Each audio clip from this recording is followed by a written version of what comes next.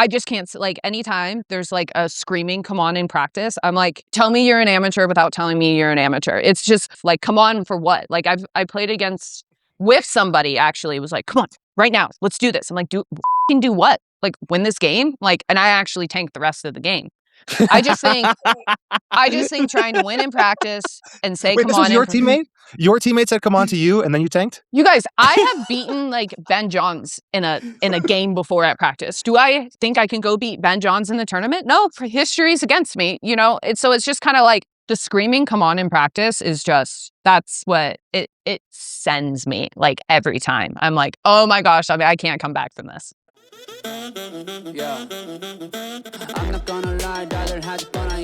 Welcome everybody to another episode of the PicklePod. Today we have a very special guest. We have Lea Jansen on the pod. So you know it's going to be a good one. You're going to want to stick around for this. But Lea, welcome. But first, I think we got to tee this up with... I think you're hyping me up way too much here. You know, I don't think I'm hyping you up enough. All right. But I'm excited.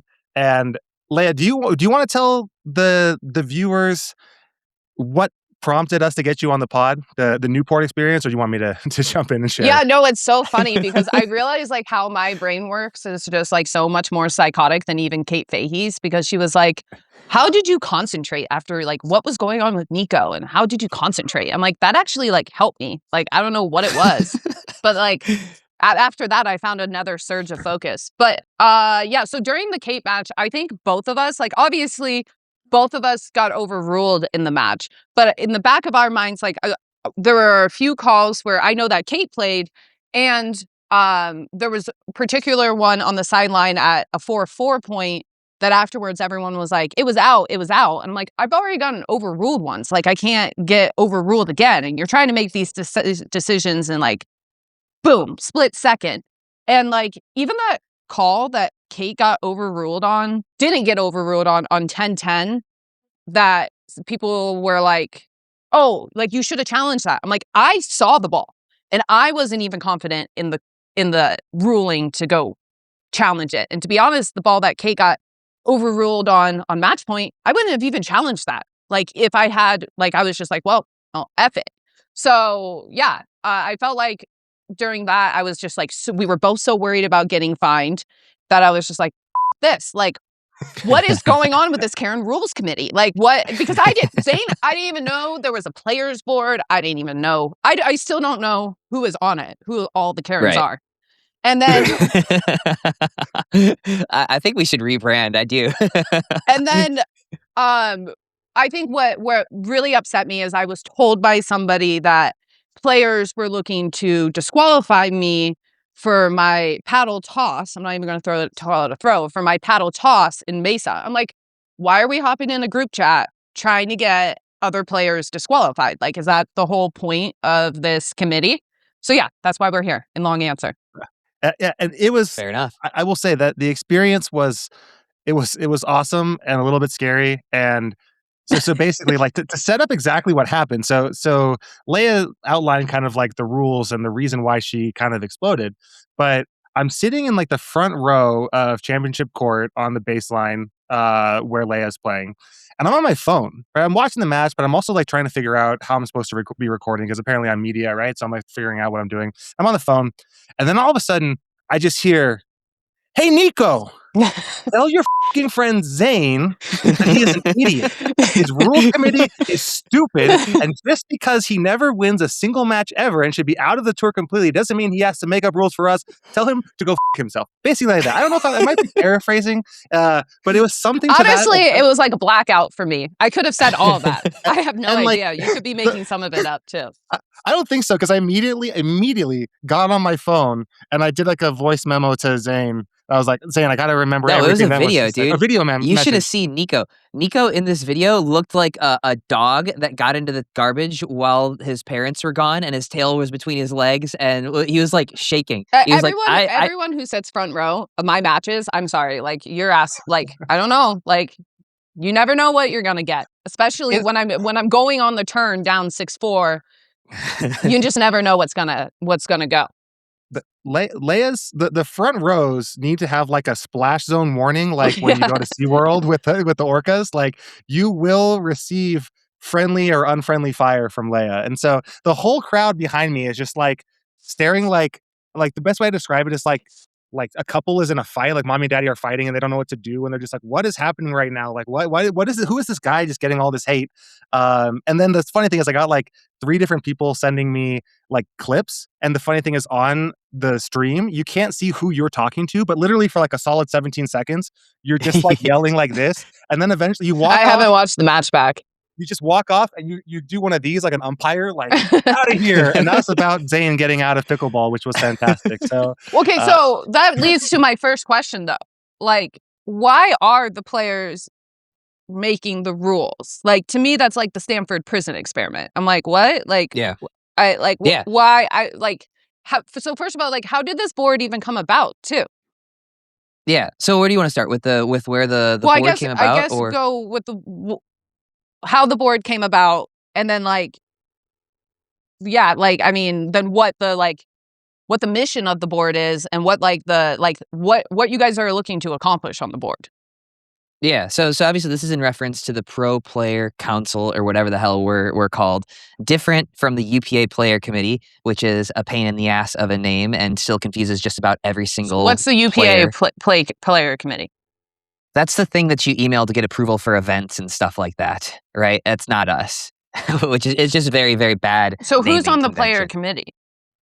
It should be the executive committee. I'm pretty sure that's like Samin, Connor Ogden, Oh, all okay, those so guys. that's what we have to get. Okay, Yeah, I don't even know what that is. So anyway, the our council, well, let's call it the Pro Player Council. It came about probably last maybe summer, end of summer, something like that. Basically because the old one essentially fell apart, and so everybody that's currently on this was basically asked by the PPA to be a member of it. The players had a vote on who would be. All of the players, I guess, had a vote on who would become the president.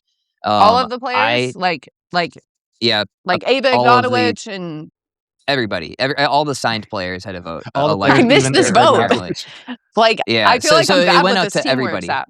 So is this like Yeah, Zane, like it was in Teamworks, I guess. So this is like when my homeowners association has a vote to like remove like trees and stuff. Like I'm never going to read it ever, and nobody actually saw this, and then like 4 people voted. Yeah, except there's actually some element, some good stuff I'm in gonna Teamworks ask that's Anna worthwhile and Kate seeing. right now if they got this vote. Yeah, go for it. It happened. I mean, it would have been like last summer for the players committee. Anyway, I Last summer voted for Elise. Yeah, it was sometime last summer. I voted for Elise because I did not want to be president, but apparently I got the most votes. So the goal from my perspective, or it was kind of a blank slate. The goal from my end is to try and basically fill in some gaps that the PPA hasn't and provide protection for players. And so I think that some of the things, the Karen committee and cheating, we have bad optics on it. We created the fining committee, or it was my idea to create the fining committee, not as a way of going and doling out fines, but to actually have player representation in this process rather than having just this come from a fine come down from the PPA with nothing to do about it. But having like a role in the process, I feel like would be like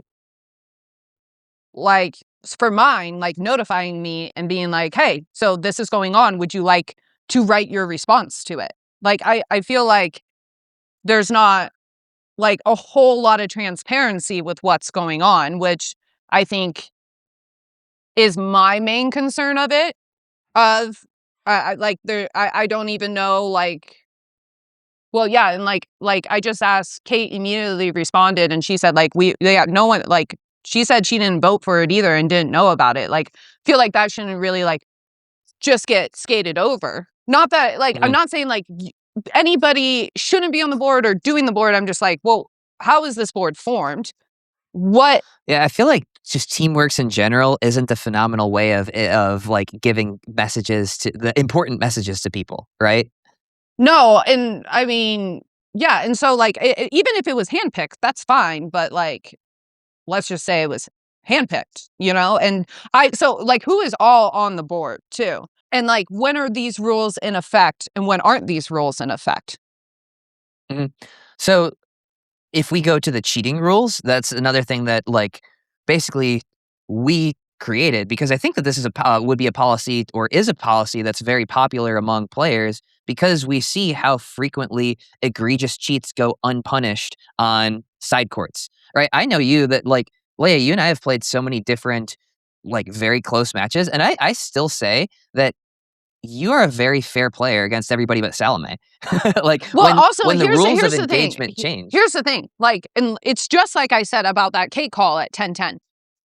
I have like Kate and I have to go to dinner with each other. We have to go face each other. Do you think she really meant to cheat me at 10:10 in the third? I don't. I legitimately thought could have been out, could have been in. Like I feel like I get caught worse in singles because I'm on the run, I'm moving, and these balls just keep getting hit harder and harder. But like in doubles, I feel like I don't get in quotes caught too often. And like I always say, if you're on center court and you're trying to call some of these shots, like you're really not trying to cheat. Like we know we're going to get caught on the center court. I don't think there's any malice there. I do understand other, like, you know, there's a lot of other stuff on the side courts as well, but that to me also just seems like targeted as well. I don't think we should be like, as players, making targeting rules instead of like, I don't know what a good solution to it is. Like I know personally on side courts, I don't feel like I've ever just been blatantly hosed. Yeah, I certainly don't feel the same, but I would say the policy doesn't apply to challenge courts, right? So when you have Which I this didn't is even know supposed at that time, but keep going. well, it hadn't been communicated, so there's no reason you would have known in that area, right? Like, so we had the policy, the certain elements of the application weren't sent out or communicated to everybody. So you weren't at risk of being fined for missing calls on center court, but there's also wasn't a good way of you knowing that. So I that's completely reasonable. Um, yeah, I mean, I don't think that this is a perfect solution whatsoever. I've personally been hosed, and I feel like every single week you do see egregious hooks on side courts. And the way that the standard works is there's 3 people that are a part of the finding committee that we created. All 3 people have to vote on whether or not a submitted clip is in beyond a reasonable doubt, meaning like you have to be all 3 of them have to be 100% certain that a ball was in on a side court, and they all have to unanimously vote that it was. And so if all of them are 100% certain and voting independently of one another, you can be pretty certain that, yeah, this was probably a pretty poorly blown call. Mistake or not, there's real money behind these things, right? And so even if you're making a mistake in a match, that has real impact on your mistake has impact on the other person's paycheck. No, I mean, well, for some and for some not. But yes, I do Yeah. get your point. But so what, like, I feel like a real solution is, and that we hear about a lot, is the live play. Like I've seen some of the demos and stuff, like feel like that's really like the main thing. Like this is kind of like, you know, in baseball, we're not trying to decide on like and tinker with little things, and we all come back with certain stuff. And I don't know, like in certain instances, like some of this is the pot calling the kettle black in certain aspects. It's like I've seen people on the board make questionable calls and stuff like that. Yeah. And honestly, like when I found out about this board and then I got sent your paddle toss, that was like such a great moment for me. I was like, hell fucking yeah, man. I'm sure Julian was celebrating as well. Because Yeah, like well, what is the transparency of, like, you know, it's like that I agree. that's the thing. Like at least with Connor Pardo, like I'm not out there playing with Connor Pardo if he's submitting a fine upon me. I'm not saying I would rather Pardo fine me or not. It's just the whole setup is bizarre to me.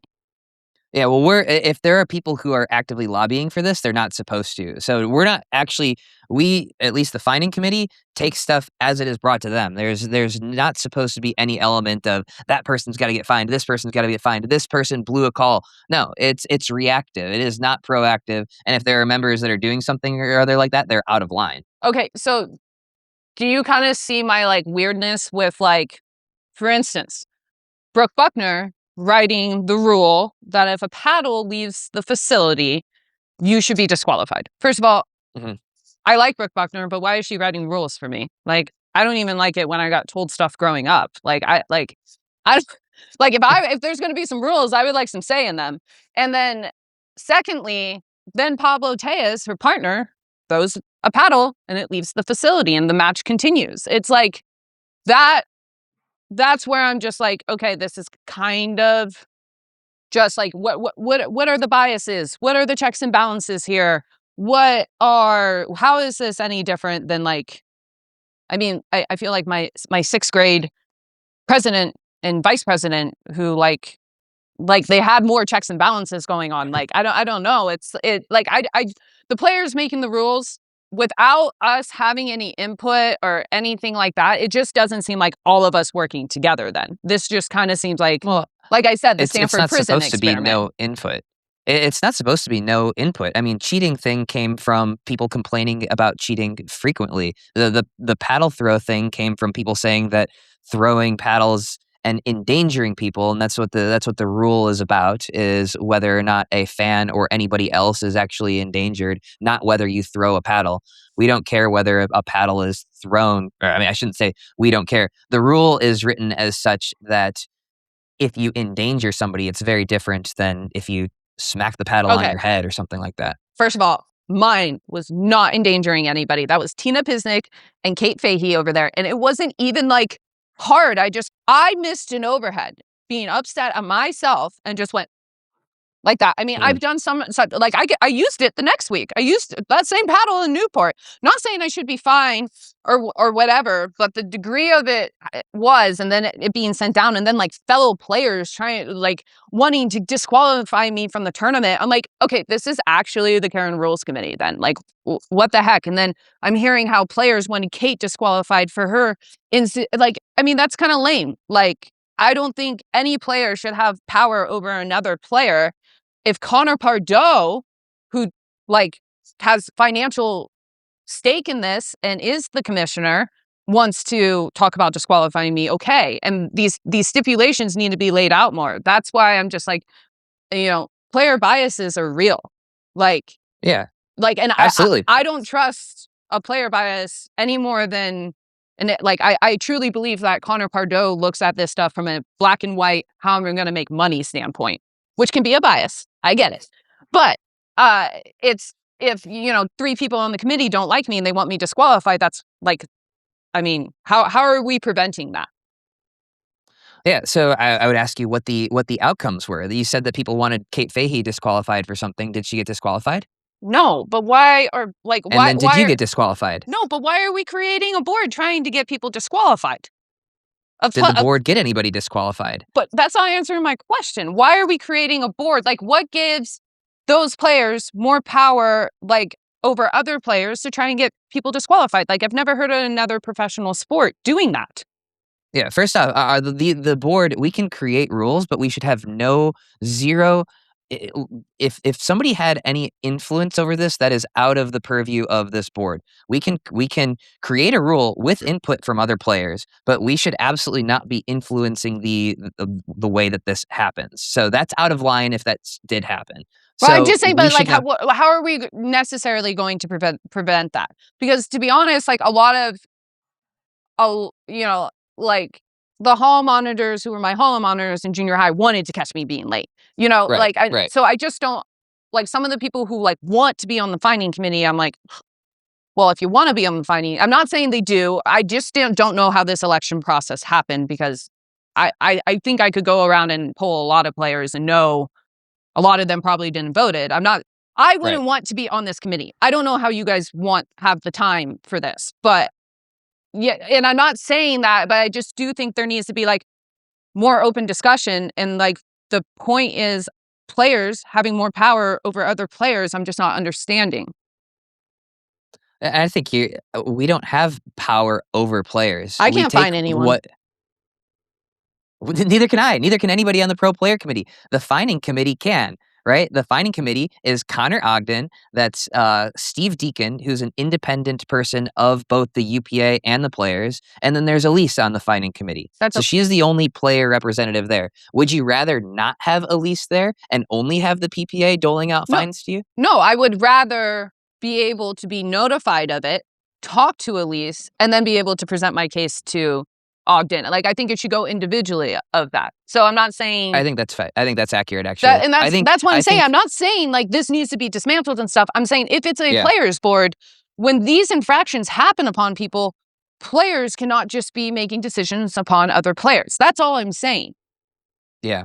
And so I do know that Elise was heavily involved when Julian had his battle throw that went to the fining committee, all that stuff. I actually don't know about your particular instance. So I think I'd be interested in chatting with you offline about that, just to figure out how this actually worked genuinely. I honestly don't know either. I just got an email about it. And then I said, well, I'm going to appeal this on these grounds.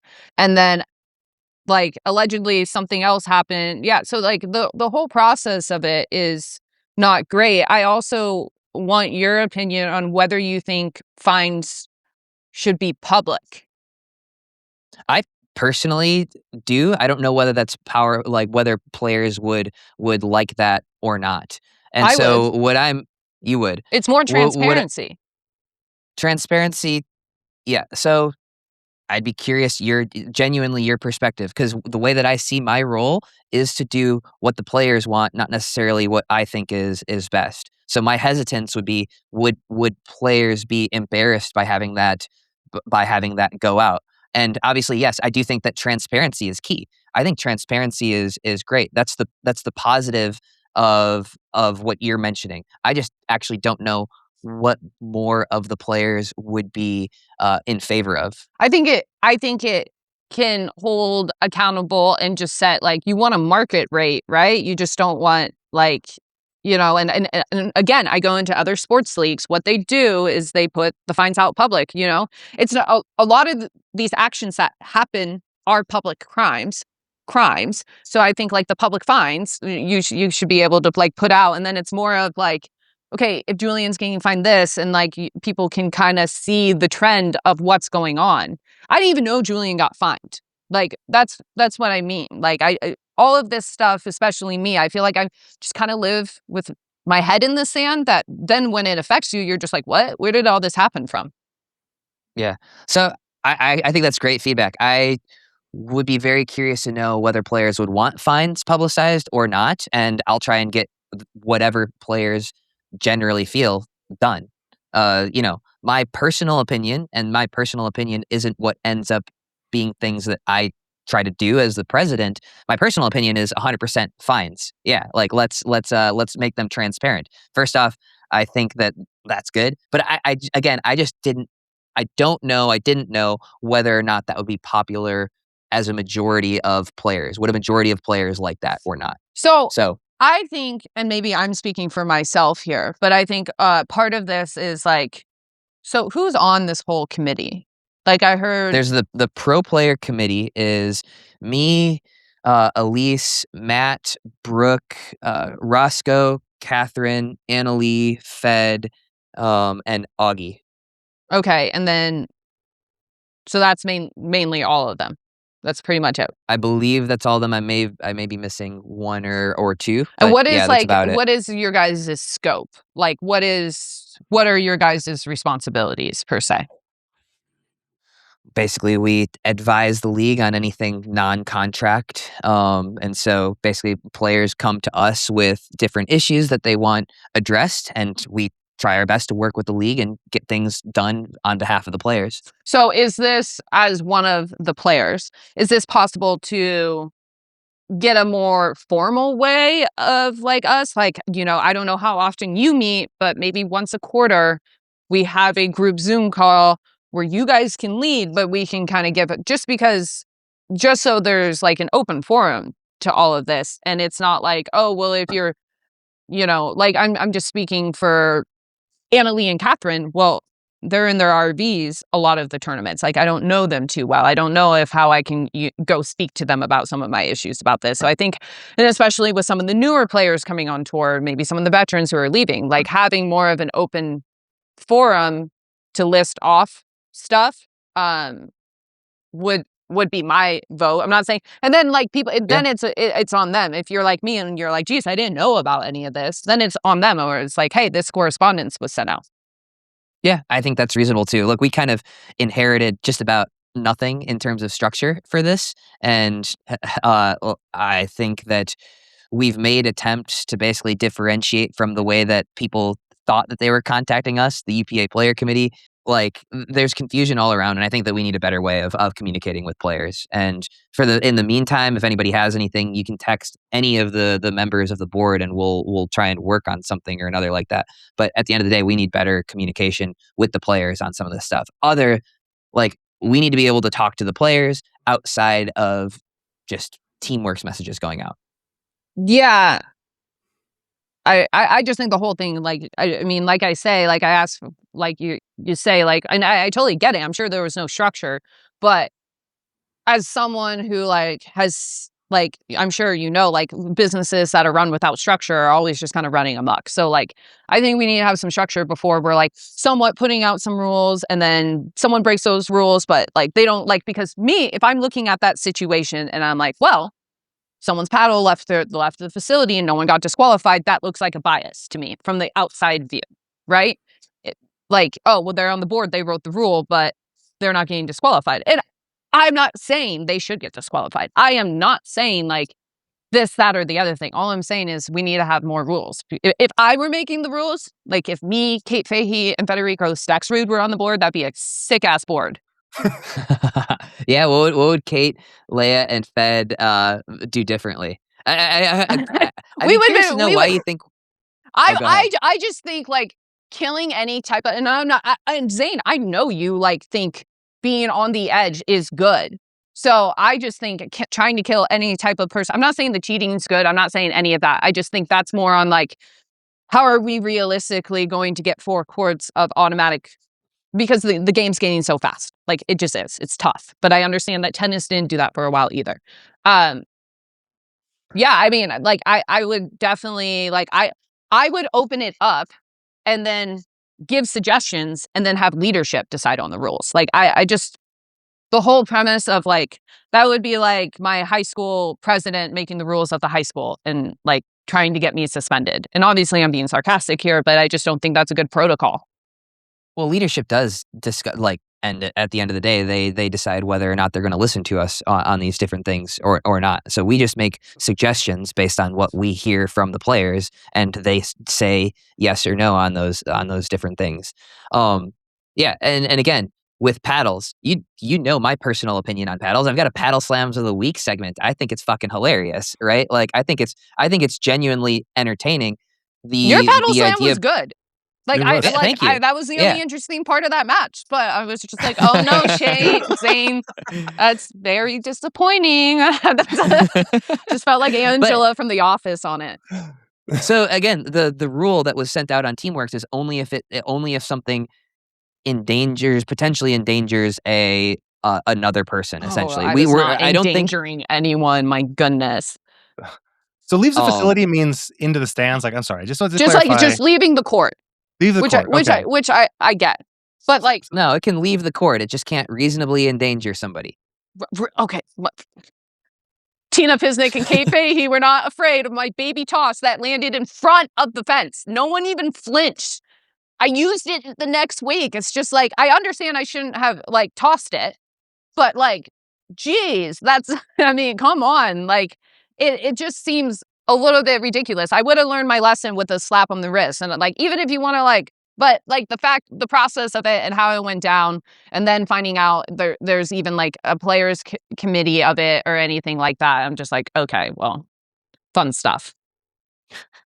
Gotcha. Well, I think there's communication stuff that we can do. I would genuinely value your input on plenty of this stuff. I think that you're somebody who's thoughtful about these things generally.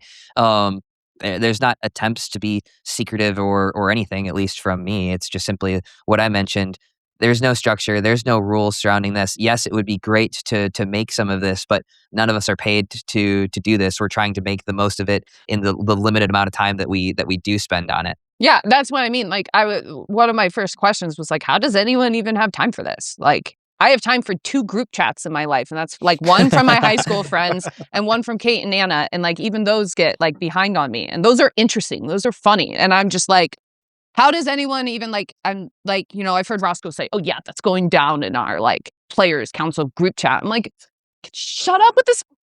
player council group chat. Like, can I just go in and hop in and air my complaints as well? Like, the premise of that to me is like kind of lame. And I'm not saying everyone is like that. I'm just saying, like, from the outside view looking in, some players are going to have those thoughts.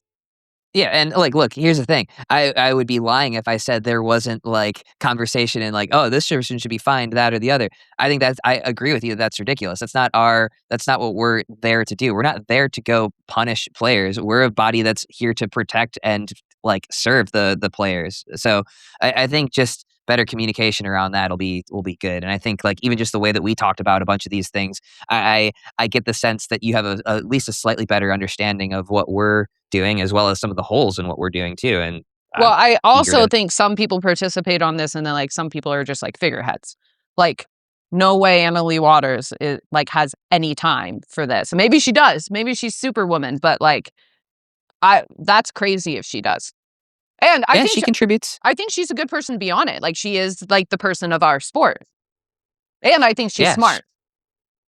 Zane, I Yep. have a question for you, Zane. And speaking of how do you have time for this? Yes or no, Zane? Were you a hall monitor in middle school? I That's was the not, ultimate no. question. Were you We class didn't have president? hall monitors. Were you class president, I went class to vice private president, school, so treasurer? Which one were you on student council, Zane? believe it or not, I was a off in all the way through high school. Yeah, So right. Voted most likely to be yep. president. What were you voted in the yearbook, He Zane? was the treasurer for sure. No. So I got my shit together after high school. I was actually voted biggest drama queen in high school because I love to start rumors. I could actually have- see that. I was very good at it. I actually had a method. I would tell this one girl who was pretty quiet but was best friends with the girl who was the gossip queen of the school. And so I would tell these rumors to this person who was extremely gullible and then would tell it on my behalf. And then I would wait until the rumor came all the way back to me to know it was a really good one. But we also went to a school where there were 50 people in my graduating class. Oh, so you could just make the rounds. Yeah, exactly. It was very, very, very different. But all right, Nico, what the way else? I was in high school was very different than now. Yeah, I really honestly couldn't predict that. No, another thing is I was thinking of here. Speaking of finding committee, I want to get away from your rules committee. I think eventually for another episode we figure out, is it called the Karen? I think the Karen committee is probably the best. I'm fine with the Karen The committee. Karen I Rules think that's got a good Committee ring. was one of my best. Lea, I always tell Zane, it's like, to your point, it's like the party planning committee in the office, and then that other group that's I think run by Tina Pisnick or somebody else. That is the committee to plan parties, and then maybe they fight against each other. You are definitely, Zane, the Angela of the PPA. Take it. So that's you. I used to do, I usually give everybody like office characters, like always the coach, and then the assistant coach is Michael and Dwight. Like that, those are easy ones to give. Jade Kawamoto is actually Angela to me because, Jade is like so quiet, and then she'll just come in with like this one word liner that's actually like a zing. And you're just like, wait, who are you? Like, are you actually like a bitch? Like, which she's not, I'm sure, but she's got some good, All right, good stuff. We've got to go through the different Yeah. characters. All right, so who's Michael Scott on tour? Oh, I mean, we can't do this. We can do this like on another. Like, we can do this when I'm about to leave. I know all the characters. We can do it like when I'm about to say sayonara. I have so much right, stuff deal. We'll coming down the schedule that. pipeline. we'll schedule that. All right, what do you got, Just drop the Nico? bomb. All right, man, putting me on the spot here. No, so anyway, sorry. Speaking about the finding committee, Lea, you brought something up here before we hopped on, kind of like things that we hate in rec play, and so I want to talk about share basically the rec play experience that you just had. We're that not. you're talking about. No. I'm just No? saying, like, in general. I'm not going to like come on here and like use names because this happens quite frequently. No, you don't But- have to say. You don't have to share names. No, we don't share names here. But unless you're Zane specifically attacking an internet personality that tries to coach, then he uses names and No, shares that's videos good. and receipts. But besides that, maybe we'll get your thoughts on on coaches online as well. But no, just what are some of the things that happen in rec play that we should find? So you mentioned share the come on thing. You don't have to say who it is, but No, this has been multiple incidents. I just can't, like, anytime there's like a screaming come on in practice, I'm like, tell me you're an amateur without telling me you're an amateur. It's just the most unbelievable thing I've ever seen in my life. Like, come on, for what? Like, I played with somebody actually. It was like, come on, right now, let's do this. I'm like, do what? Like, win this game? Like, and I actually tanked the rest of the game. I just think trying to win in practice and say, Wait, come this on was your teammate? Your teammate said, come on to you, and then you tanked? You guys, I have beaten like Ben Johns in a game before at practice. Do I think I can go beat Ben Johns in the tournament? No, history's against me, you know? So it's just kind of like the real players actually work on stuff and don't really care. Like yeah, obviously you want to like be competitive, but the screaming come on in practice is just, that's what it sends me like every time. I'm like, oh my gosh, I can't come back from this. I agree. If you are that person, you need to rein that shit in. Nobody else wants to hear it. You got to say it in your own brain. Don't let it leave your mouth. 100% agreed. Yeah, Zane, I think I wish the power extended. I wish the power that I had extended to the rec play courts, because that would be a fine for sure. Yes, exactly.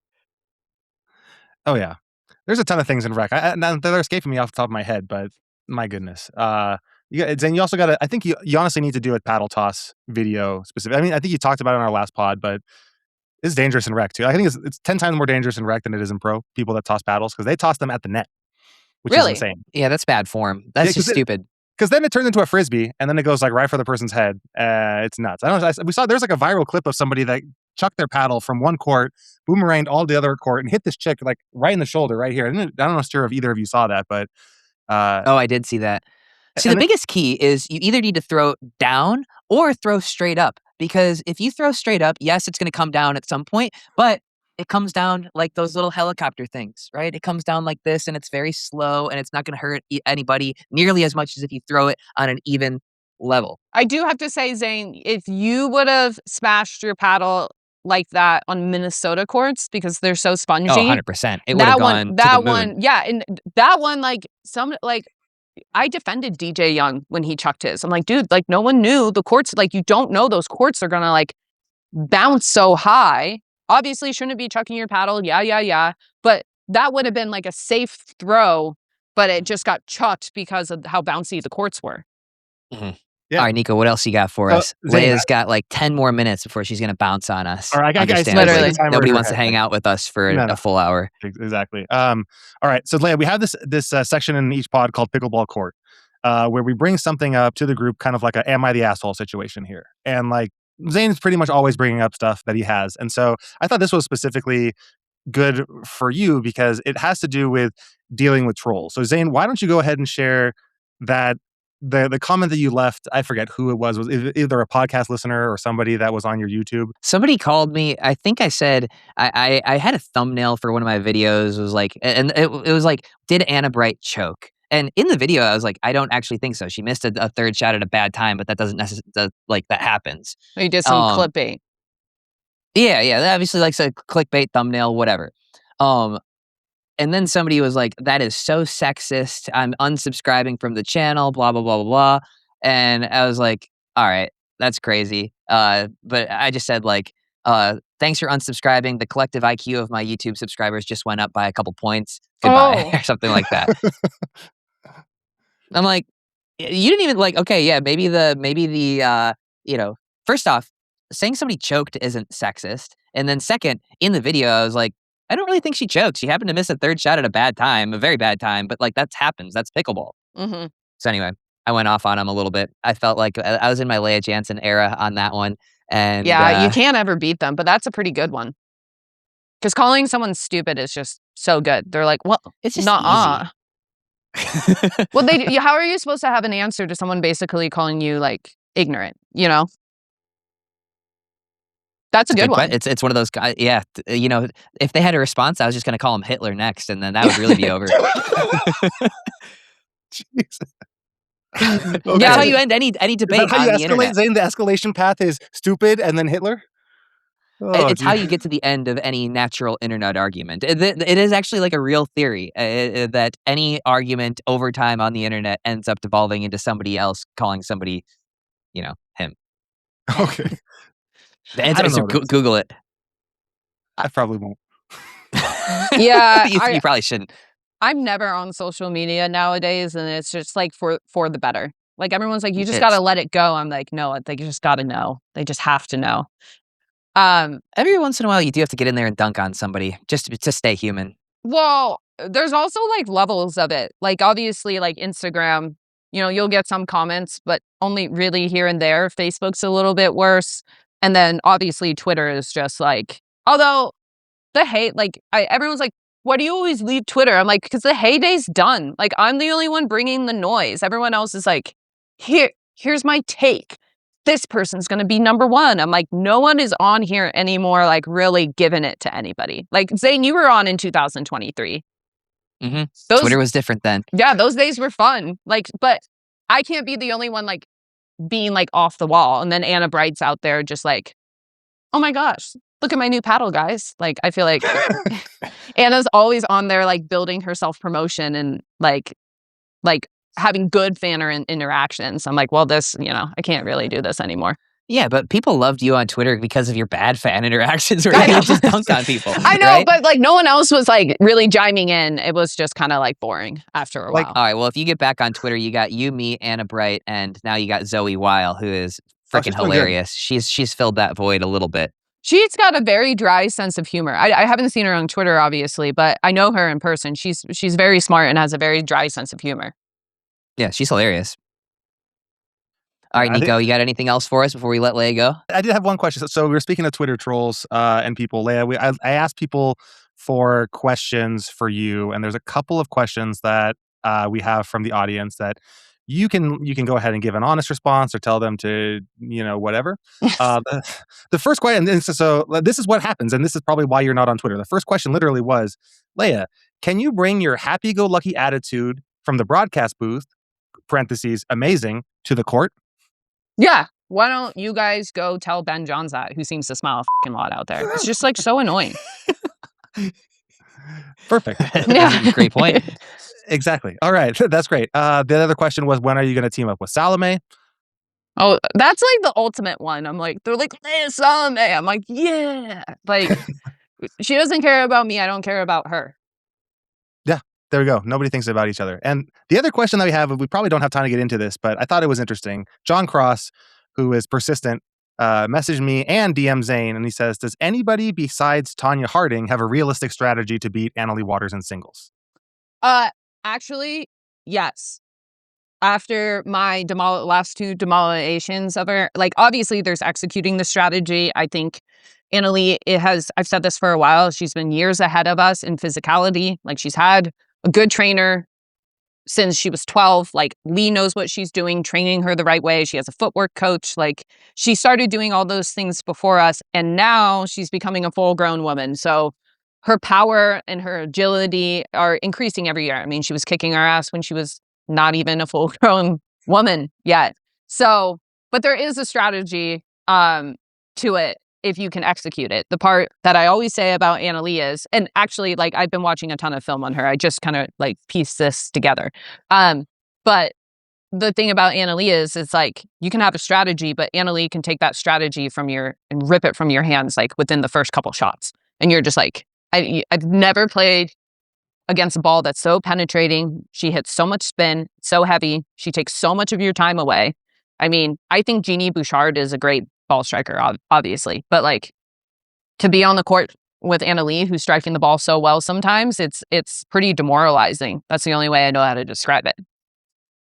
It is so interesting because it doesn't look like she's swinging any harder or any spinnier than anybody else, but like, there's that rumor from a few years ago, like 2022 or something like that she's got an illegal paddle or some sort of modifications to a paddle, which feels so true then because she was just getting so much more power and spin, but it never looked like she was actually swinging any differently than other people. The timing is just so impeccable. And I do not take this as, I'm not saying the paddle is illegal whatsoever. That's the length that people went to then because they couldn't figure it out. Well, she also, like, I think she's been trained by Leigh very well on like what parts to hit of the ball, and like they're always tinkering with her technique. They're always, and like when they go out, things have been so intentional. So I always say we have, like, which is weird to say because we're full grown. Like I'm 33 years old while she's 19, but I have to catch up with her in a physicality standpoint and a footwork standpoint, and then I can be able to implement a game plan. Because right now, I've just gone out there and it's like, damn, I don't know how to get ahead in these points. I don't. And I feel like I'm a powerful player, but her ball just jumps so much. It's out of your strike zone. And that's why you see like Kate Fahey playing so well. And then she goes out and she plays Anna Leigh and she's like, what the hell? Like, how'd you miss all these shots? I hadn't played Anna Leigh in a few months. And I'm like, okay, I just beat Kate. I beat Brooke. I'm playing well. You know, I beat Kiora, who's also a top 10 girl. I had a tough draw and I made it here. And then within the first 6 points, I'm like, and she doesn't warm up with her full speed, which is very smart. She'll just kind of like brush the ball and do her strokes. And then she comes out and it's like, bam. And you're like, what is this? I just always say, like, I would love to see her play just one match against, like, I don't think she's a top 5 guy, obviously, but I would love to see her play one match against a top 15 guy. I don't know who's in that 10 to 15 range. How Yeah, far, what I was going to far come in striking? and say is top. I think she's a top 20 dude right Yeah. now, or at least is around that number. I don't think she wins in the top 5. I think she wins less than 50% against 5 through 20, and I think she's probably at more than 50% in 20 through 40 men, I would say. Especially in like just one match, if you're not going all day, just like 1, 2 out of 3. I mean, I'm telling you, she can get hot. And like she could like there's what are you gonna do with clean passing some of her shots? Like the Hayworths, the Hunters, I don't think she has enough. But especially a guy where if you don't have a good backhand or something, or you just kind of like chip it or like play it low and back, she can eat you up. Like, so I mean, she's just light years ahead of us. I have no problem saying that. But I actually was just having a talk with one of my friends about this. I'm like, I just can't go out there anymore and give up. Like, I was literally telling everybody before when I saw they changed the draw before the Texas Open and I got thrown in her quarter and I like threw a bitch fit because I was like, I had 2 non-Anna Leigh quarters. I feel confident against anybody else. And you guys throw me in her quarters. And I like, I won 3 points all day. Not saying I would beat her, but just to go out there and just be defeated already. And I think that's what a lot of us are facing, to be perfectly candid. Yeah, it makes sense. You guys are. It seems like a lot of people have already chalked up the loss before they hit the first ball. Okay, But well, the recent ones I can kind of be like, come on, ladies. But for me, this has just been like a thing that, anytime I get my hopes up, she crushes my soul. Anytime I feel like I'm playing well, she'll beat my ass. And like, it has become hard to like care. And now, like at first, like I've gotten to like, I just want to beat everybody else. And now I'm like, okay, I feel like I'm back in that standpoint where at times I'm playing like the number 2 girl and I feel confident playing everybody else in the draw. I need to just not be a baby and just be like, hey, I'm going to give this the good college try. so Lea, who's the question then? I think Zane and I talked about this a couple months ago, but who do you think is going to be the next person to beat Anna Leigh? Will she lose this year? Is question 1, and who's going to beat her? Is it going to be you, or like who do you think is the closest to beating her? Well, I don't think you can put me in that category after losing 2-0 and 2-1 in my last 2 encounters, and with my 6-year history against her. So I always take myself out of it. I have said, I do think when Kate's playing at an extremely high level, Kate can hang with her. I think that her net coverage is not as good as KK, so maybe KK is a good matchup. But I really feel like it's becoming mental for Kate right now, and I'm empathetic to that because I totally understand what those is. Like Kate kind of just came in with a lot of expectation to beat her. She hasn't been able to beat her. There were a few times where she got close, and then it's just kind of like, am I ever going to be able to do this? I think Jeannie Bouchard's ball striking can be threatening to her. I think KK's game, when Anna Leigh's not feeling her passing shots, can threaten her. But I always say it's going to be like some wild card. I mean, I think Salome matches up with her the best. And it's because Salome hits the shit out of the ball and she can really kind of push Anna Leigh around and do a lot of things that Anna Leigh doesn't like. So I think Jeannie kind of can have that as well. But Anna Leigh's so comfortable with game plans and playing all of us. I always say it's going to be like a random person. She hadn't played Salome in a while, and then Salome beat her. She'd never play Hurricane Tyler Black, who just gave her a bunch of junk balls, and she beat her. So I think it's going to be like a round of 16, random, nothing you're expecting kind of a person. That's fair. Yeah, I don't know who it's going to be either. So I think that's probably a good. I don't think she's losing on Championship Sunday for a long time. So I think, to your point, it's got to be early. I would love to see her play like a singles only best 2 out of 3 tournament with all the guys. Like Same. And you just rate it by DUPR because her freaking DUPR is higher than a lot of the guys. First round, she's I'm got definitely Zane. skipping that one for sure. Yeah. I don't think there's a. We'll do a I think- lifetime classic this year. We'll have Anna Leigh versus the guys. Only I'd put- 2 out of 3 though, because I think 3 out of 5, like that's physical. So 2 out of 3, one a day. I think Anna Leigh's in better shape than most of these guys, though. Yeah, but like the constant stop and go, and like I know she's in good shape, but like the physicality of men's singles is intense. Like she's playing a lot shorter points in women's singles. Yeah, Fair. I'd put myself at a 1 in 8 chance of beating Anna Leigh at this point in singles. Who's number 12 in men's singles PPA right now? I don't know. Well, Zane, you looking? Or, I'm looking it up. The person that keeps coming to mind of someone that's in the top that I think Anna Leigh could beat is Dylan Frazier. Oh yeah, I mean, I think that's a go-to. decent matchup because Dylan loves to crash the net, and if her passing shots are on, she's in trouble. Yeah, so that's the thing. number 12 is Noe. I don't think she takes out Noe. I don't think so either. What After about that, Jay you're looking at. DeVilliers? See, I think Jay that's covers too well. Yeah, that's a tough one as well. But the next couple being Dylan and Zane Ford, I could see her in the conversation. Like I think Dylan and Zane Ford dictate that match, but also like if Zane is off or if Anna Leigh's passes are on against Dylan, I could see Anna Leigh winning those matches. So it's also interesting because Noe has a cat and mouse game, and he's. I just wonder how that will match up against her because I don't believe cat and mouse is the way to beat Anna Leigh. I think it's like you got to give her some power and take her out of her game. I just wonder if playing Noe, she at first she might have to get used to it, but she would start getting in a rhythm and really some of her passing shots, I don't care. Like you can't cat and mouse your way out of that. Like that, her combos are so good. And she can, she can just change it up. She can be showing you. I can't read hips against Anna Leigh. She jukes me every time. I can read hips against the people because they'll show me. But Anna Leigh will go this way and then she'll go line. I'm like, how is that even possible? How are you hitting an open stance backhand and then you're taking me line? Like what? After that, you've got number 16 is Adam Harvey. 17, 18, 19 are a couple of guys from Asia, and then you've got Marshall Brown, Kaysen Campbell, Mohamed Alhouni. I'm thinking that's the point where Anna Leigh becomes the favorite around that 20 spot. Yeah, I would love to see it. Let's get some billionaires out there to run this tournament. Like, I really think that, that's kind of something that would sell. Obviously, they're not going to want to put her up to that. I feel like that's a lot of pressure for her, but honestly, I would love to see it. Mm-hmm.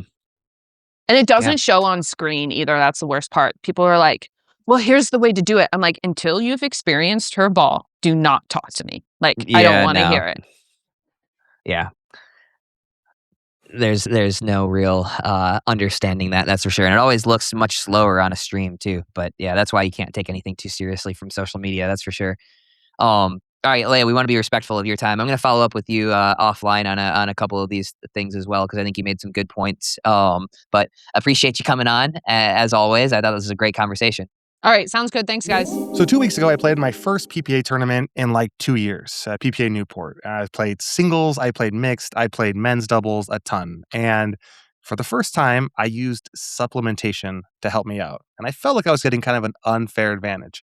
All right, so I used Troscription's blue canatine before my singles match to increase my focus and my mental edge. And let me tell you, it worked.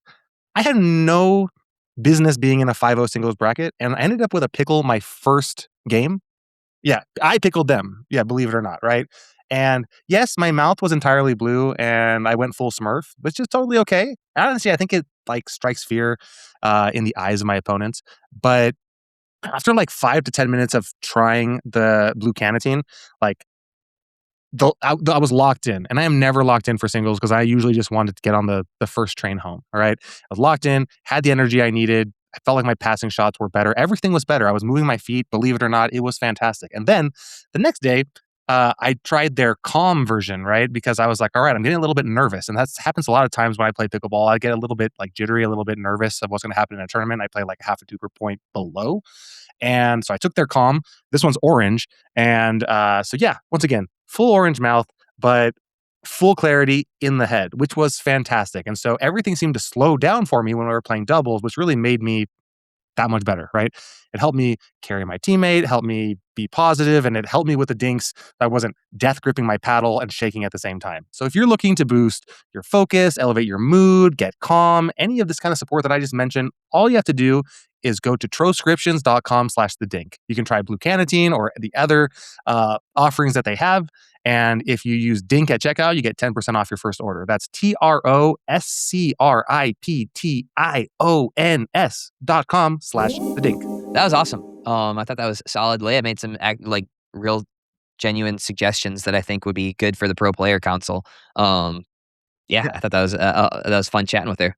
Yeah, I thought it was great. And I thought you held your own well. And I kept thinking, I mean, I spent half the time because you guys held my own. What are you even talking about?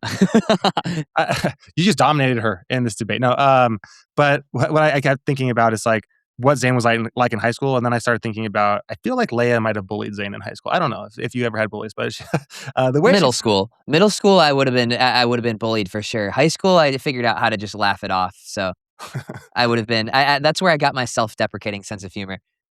Yeah, that's a good call. There's nothing more infuriating when someone insults you and then you just say, it doesn't bother me or whatever. You lean into the insult. So it's one of your superpowers. But no, I thought it was great.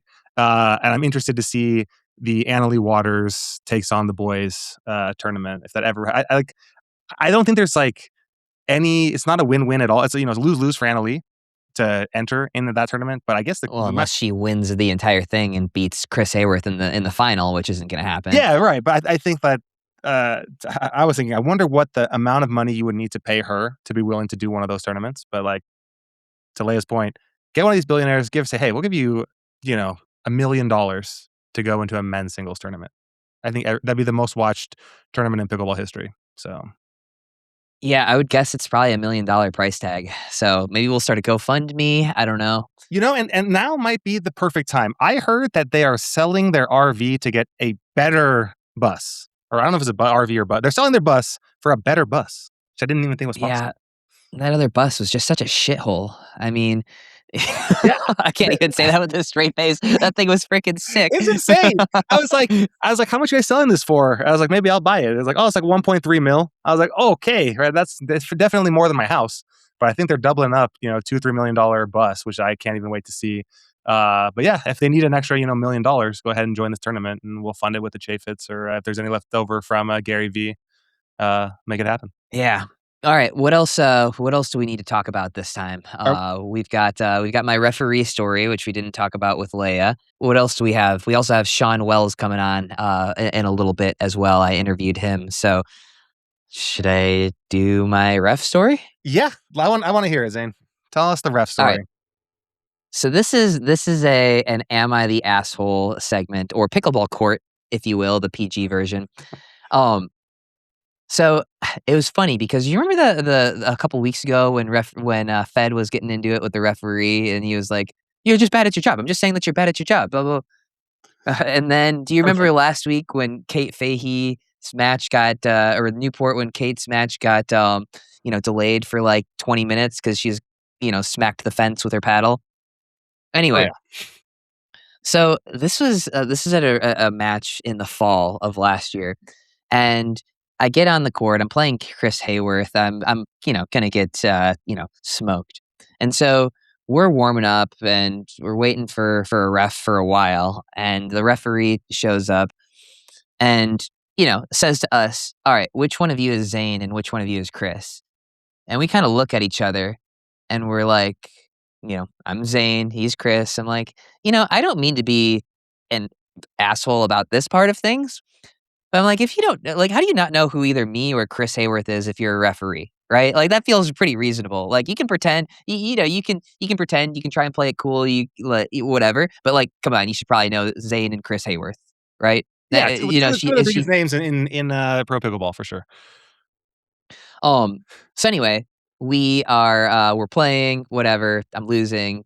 But in game Mhm. 2, I think I lose game 1 like, 11-1 or something like that. In game 2, I get down like 2-5, and then I bring it back to 5-5 because I'm like serving some bombs.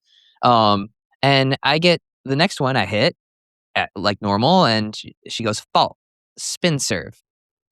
I'm like, what? And I actually like, look, I brought this upon myself. I've spin served in previous matches, right? Like I absolutely did it. I got away with it like, a couple different times. I've also been caught a couple times.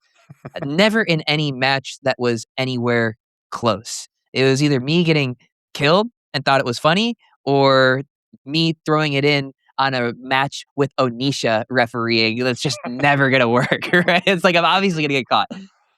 So yes, did I bring it on myself? 1,000%. But I get called for a spin serve. I'm like, and I start to argue a little bit, but like I'm respectful at this point. I'm like, that wasn't a spin serve. Like I didn't spin serve. I'm just serving normal. And I promise you, not being an asshole at this point. Just genuinely like, no, I didn't spin serve. Like whatever. But I'm talking about this for probably, just a couple sentences back and forth. And this referee goes, they told me about you. And that's what set me off. I'm like, oh, wait. Oh, me. Oh, so you do know me. You do know Zane, the spin serve guy, right? And so I went off on like a 30-second like monologue on this referee about like pretending that she didn't know who we were, and then spin serve, all this stuff. I'm just spouting off. I get a technical. I'm like, great, give me 2 of them. I'm losing to Chris Hayworth anyway. So anyway, I verbally berated this referee for probably 30, 45 seconds. I think that this referee 1,000% deserved it. But that's probably because I am an asshole. But so Nico, am I the asshole? I don't think so. Maybe she's the asshole in this situation, not you. So rightly justified. A couple questions here for you, Zane. First off, what is Chris Hayworth doing as you are berating the referee for 45 seconds? Chris Hayworth is first off, when I get called for a spin serve, he just starts laughing. Because my first thing is like the referee calls spin serve, and we're both confused because like it just wasn't whatsoever. I look over at Chris, and he just starts laughing. And then after he starts laughing, I start arguing with the referee, like tastefully still, until she says this thing, and then I see red. Chris probably went and sat down. He probably had a fucking cup of coffee while I was doing this. He strikes me as a guy that's like so nice that he couldn't make eye contact with either of you as it's happening. He's just like has towel on his head, like just mortified as you're just blasting her. I think the other thing that would have been awesome, and maybe do this next time, is that when they ask you that silly question, just say the opposite. You can always reverse it at the end, but like if you and Chris would have like been able to be like, I'm Chris Hayworth, and he's Zane, just like go through that. The question is, would she have then called your bluff and been like, no, you're not. I know that you are, that you're Zane. Like, would you have caught her in the lie immediately? Would she have gone along with that? I think so, because she clearly did. It was found out immediately afterwards that she did know who we were. But maybe she didn't. Maybe she literally was clueless, and then had she thought Chris was Zane, he goes for a serve, and she's like spin serve and calls it on Chris. Who knows? I don't know. There is a 1%. It's a non-zero percent chance that maybe she literally just was like, I've heard of that. There is a guy that does a spin serve, and now I know his face. I never knew him before. They told me about the mythical Zane, but we've never actually shown you a picture of him. And I've never watched singles ever. I've never watched Championship Sunday in my life because I don't know who Chris Hayworth is.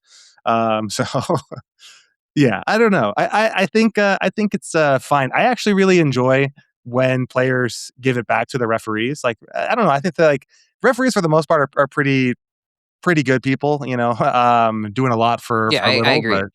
But I trash on referees a little bit, but at the end of the day, like first off, I think there's reasonable critiques. I think we do need generally better referees. But then again, look, we are doing this for people who are doing it out of the goodness of their heart, right?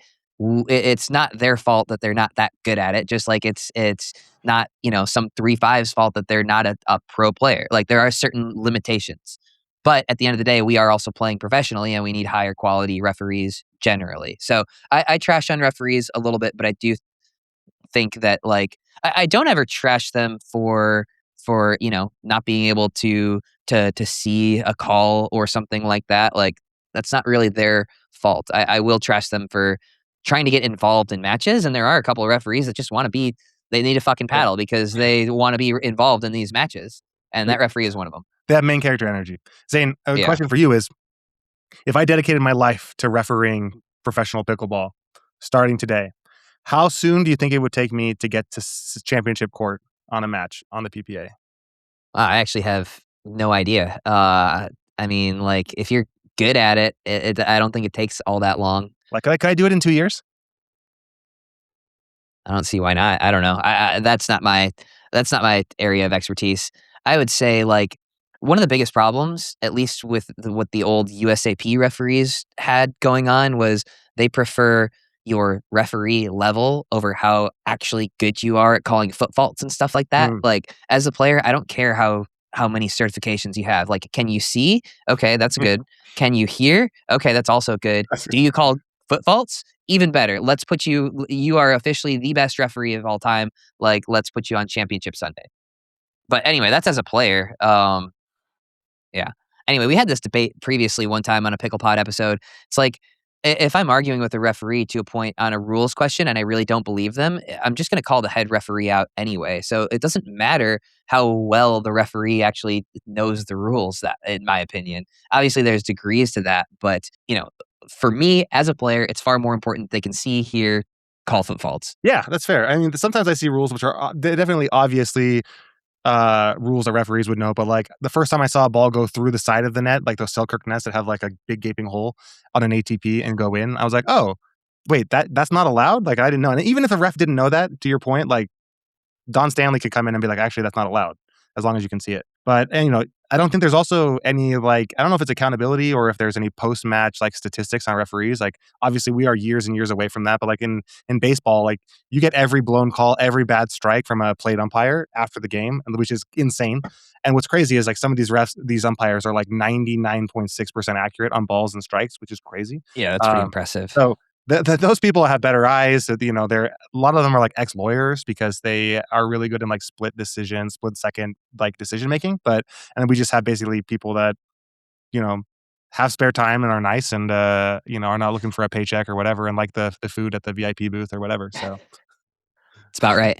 All right, so Zane, we have Guess My DUPR as well here. So JB, why don't we throw this up? I believe this is from collegiate team, I don't know the DUPR championships, but it's collegiate pickleball. Let's do it. Guess My DUPR. We love this. And which one are we? Sorry, we are looking at Far side. Far side. Yeah. The one with the big arrow. The one with the giant fucking arrow pointed to it. Nico, what the? Okay, I'm ready.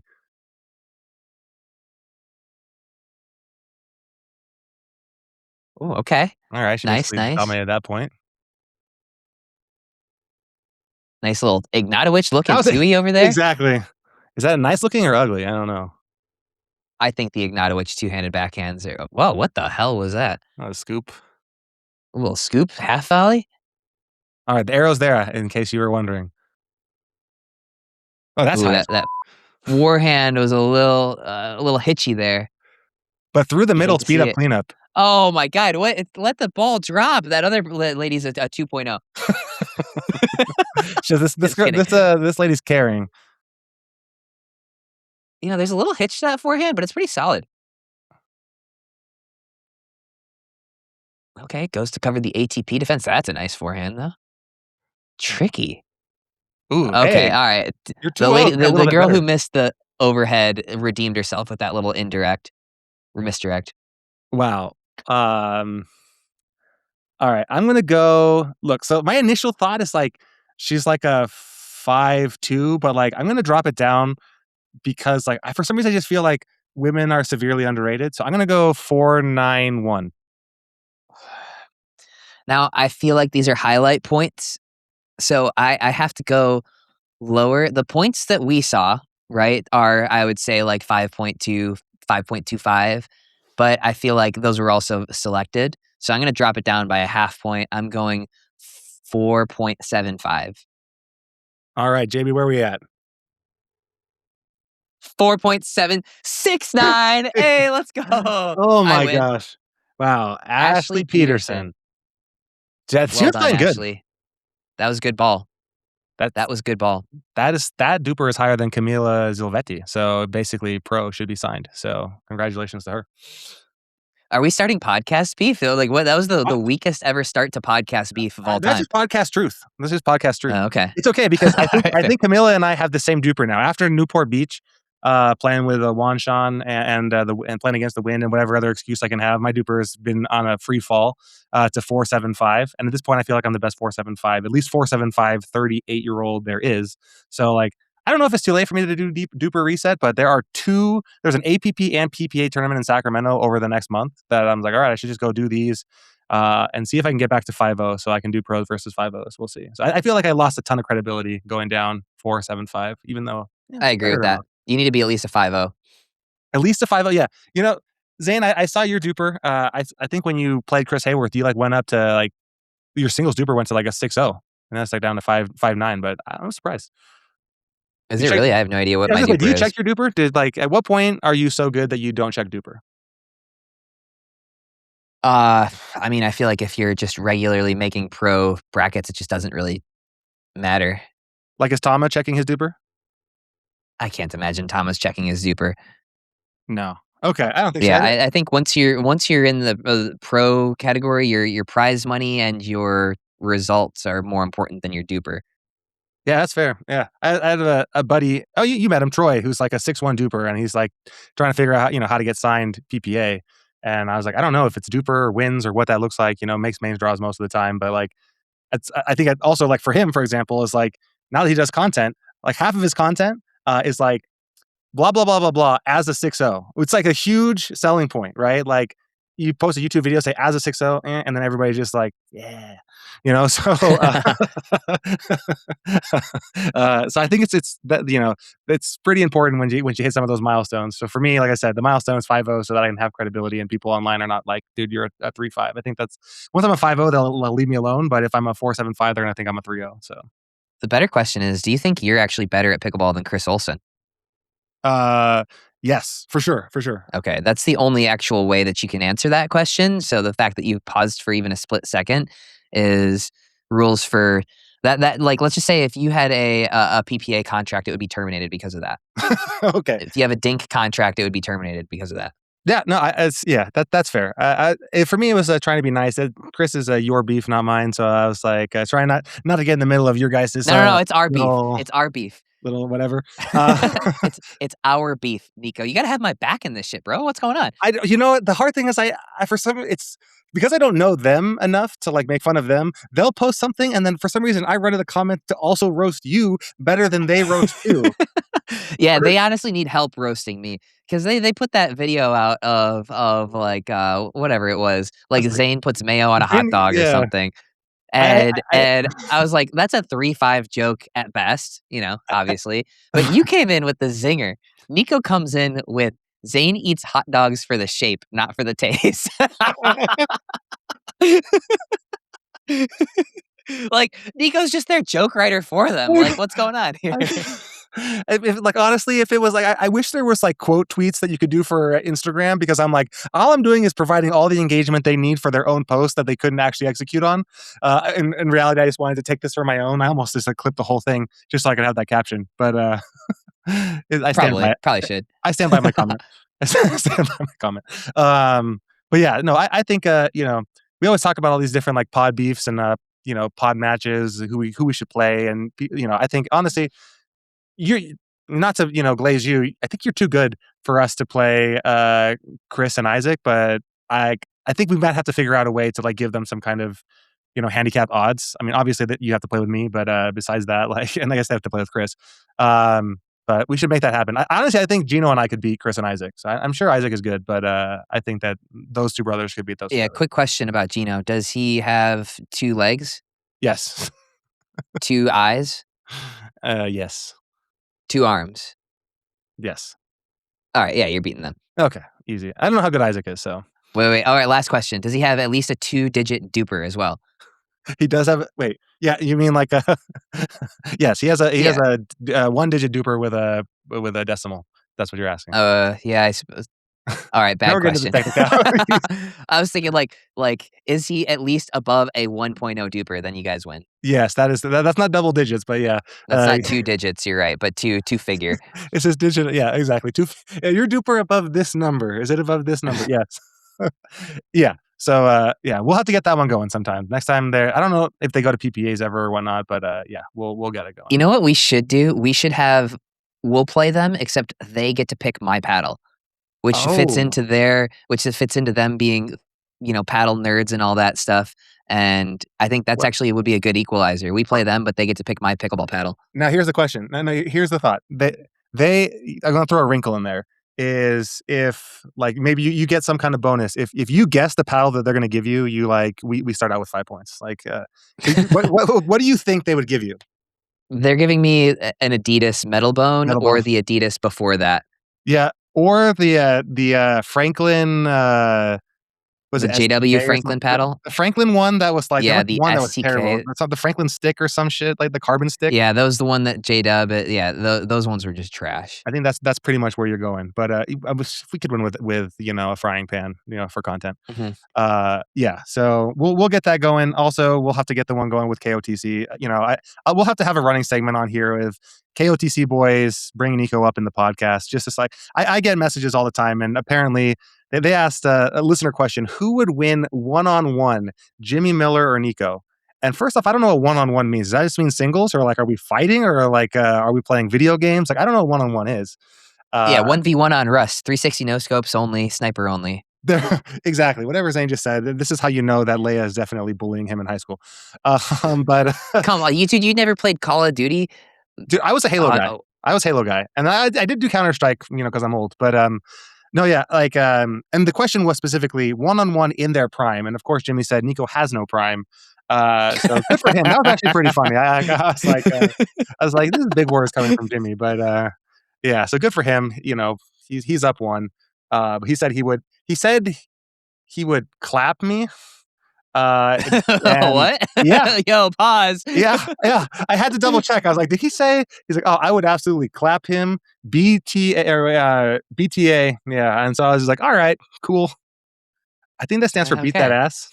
I don't know. He'd But clap he'd clap that ass.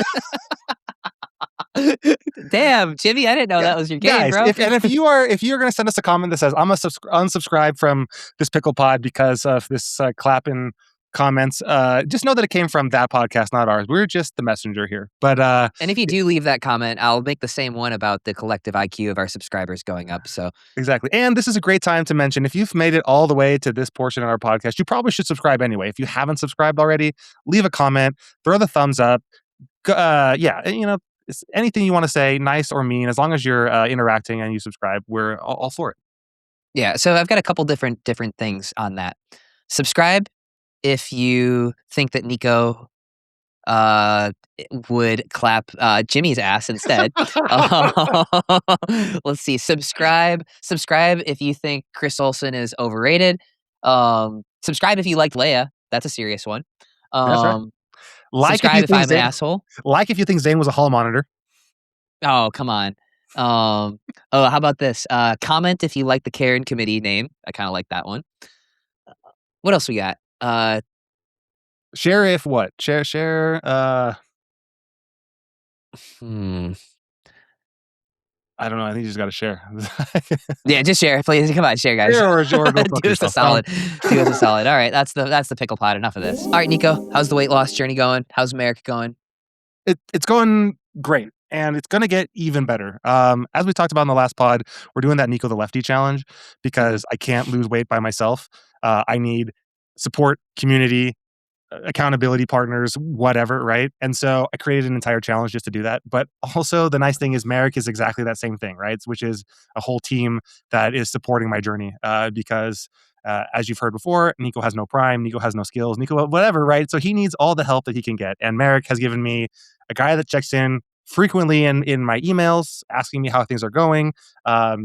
A medical professional that is giving me the right supplements, blood work so that I know that it's not dumb shit that I don't need, right? So they don't just say, get testosterone or get vitamin D. They say, hey, Nico, you're low and you need more of the D. And so I say, okay. And so then they gave me like extra strength D and I take that every morning. And actually, I think I just take that once a day. But it's been fantastic. And because of that, like I feel better. And honestly, like that Nico the Lefty challenge, if I can win it, I don't think I'm allowed to win my own challenge, but I think I would because That might be I'm poor already form. poor form. Who's going to win the $1,000 grand prize? Nico, the guy of his own challenge, No, right? no, no. You gotta have so you've got to use Merrick Health for your 1v1 with Jimmy, whatever the hell your 1v1 means. So, yeah, I think that's the ultimate goal for you on this one with your Merrick Health journey. I like the Nico the Lefty challenge, all that stuff, but let's focus on stuff that helps me, like the podcast. All right, I need my podcast host back up to 5-0. I Okay. need my podcast host to be able to beat Jimmy Miller. I'm in. All right. And if you want all of this from Merrick Health, all the stuff that we mentioned, and kind of have that unfair advantage when it comes to getting in shape, just go to merrickhealth.com. And if you put in code the DINK, you get 10% off of the guided assessment to kickstart the entire journey. All right, guys, I want to welcome Shawn Wells to the podcast. He's a nutritional biochemist, an author, supplement expert, and he's known as the most trusted formulator in America. And wanted to have him on and ask him what we as pickleball players can and should be doing to help us get better at pickleball. Shawn, what's your background? How did you get into developing scientifically backed supplements? And yeah, how did you get into that world? Thank you for having me on. Yes, I am a nutritional biochemist. I have a background, a master's in nutrition, as well as biochemistry, as well as exercise sports science. I'm a certified sports nutritionist, as well as a fellow in the International Society of Sports Nutrition, a licensed dietitian nutritionist. I worked for 10 years clinically as a chief clinical dietitian. I've formulated over 1,200 supplements, patented 40 unique ingredients, have a best-selling book called The Energy Formula. So I've kind of made my way through this industry over the last 25 years, and I think that's where I get the world's greatest formulator kind of moniker. Yeah, you're a legend of the game. So I got to ask you, have you played much pickleball? I know you live over in Dripping Springs. We used to have Dreamland over there, which was the home of Major League Pickleball. Yeah, that's such a bummer. I literally live directly across the street from Dreamland, and I Oh, get to no see way. the remnants of what once was. I've played a little bit. I'm probably not on your level or most of the people listening. I'm going to play more though in the coming days because it's just I mean it's exciting, and developing this a number of products around this has made me excited to dig in even more, just talking to people that are playing the sport at an elite level. And so I'm excited to dig in more for sure. Yeah, and I wanted to ask you some questions for my own health, but also for the listeners as well. So I feel like pickleball is somewhat unique in that it's on and off, and there's sprints, and you're sitting in between, and it I feel like it's in a way almost like a marathon where players will play for 3 hours at a given time. And so, do you think there's anything unique about pickleball where what should players be doing ahead of a day of a tournament or the morning of? Like, what are some nutritional things that people should be doing before play? For sure. I mean, pickleball, and I've played volleyball for about 20 years outside in the sand, and I played in Dallas and Austin over that last 20 years. And I think in some ways there's some similarities in that it's reaction time, split second decisions, heat management, and endurance, as you're talking about. And I think that does make it a more unique sport. You are outside and you are dealing with potentially, like, depending on where you're playing, but Texas heat, like we have here, that can be significant. And keeping your reaction time up, keeping your split second decisions up is going to be the difference between you being competitive and not.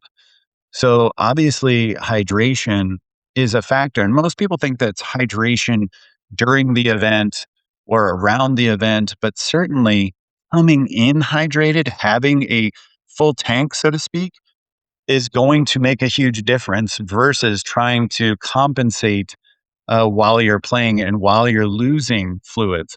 So that's probably the number one thing. I mean, certainly there's energy and that comes in the forms of calories and in particular having carbohydrates to draw from. Uh, but definitely being well hydrated, I think, is underappreciated vastly because your system is an electrical system. Your muscles are activating electrically with these ions, these things like calcium, magnesium, potassium, sodium, chloride. These are ions that are electrically charged, and it's an electrical system that we have. Our nervous system is an electrical system, and the muscles react based on that electrical charge and having the fluid carry that charge. So, yeah, obviously, reaction time is got to probably be the number one thing in pickleball.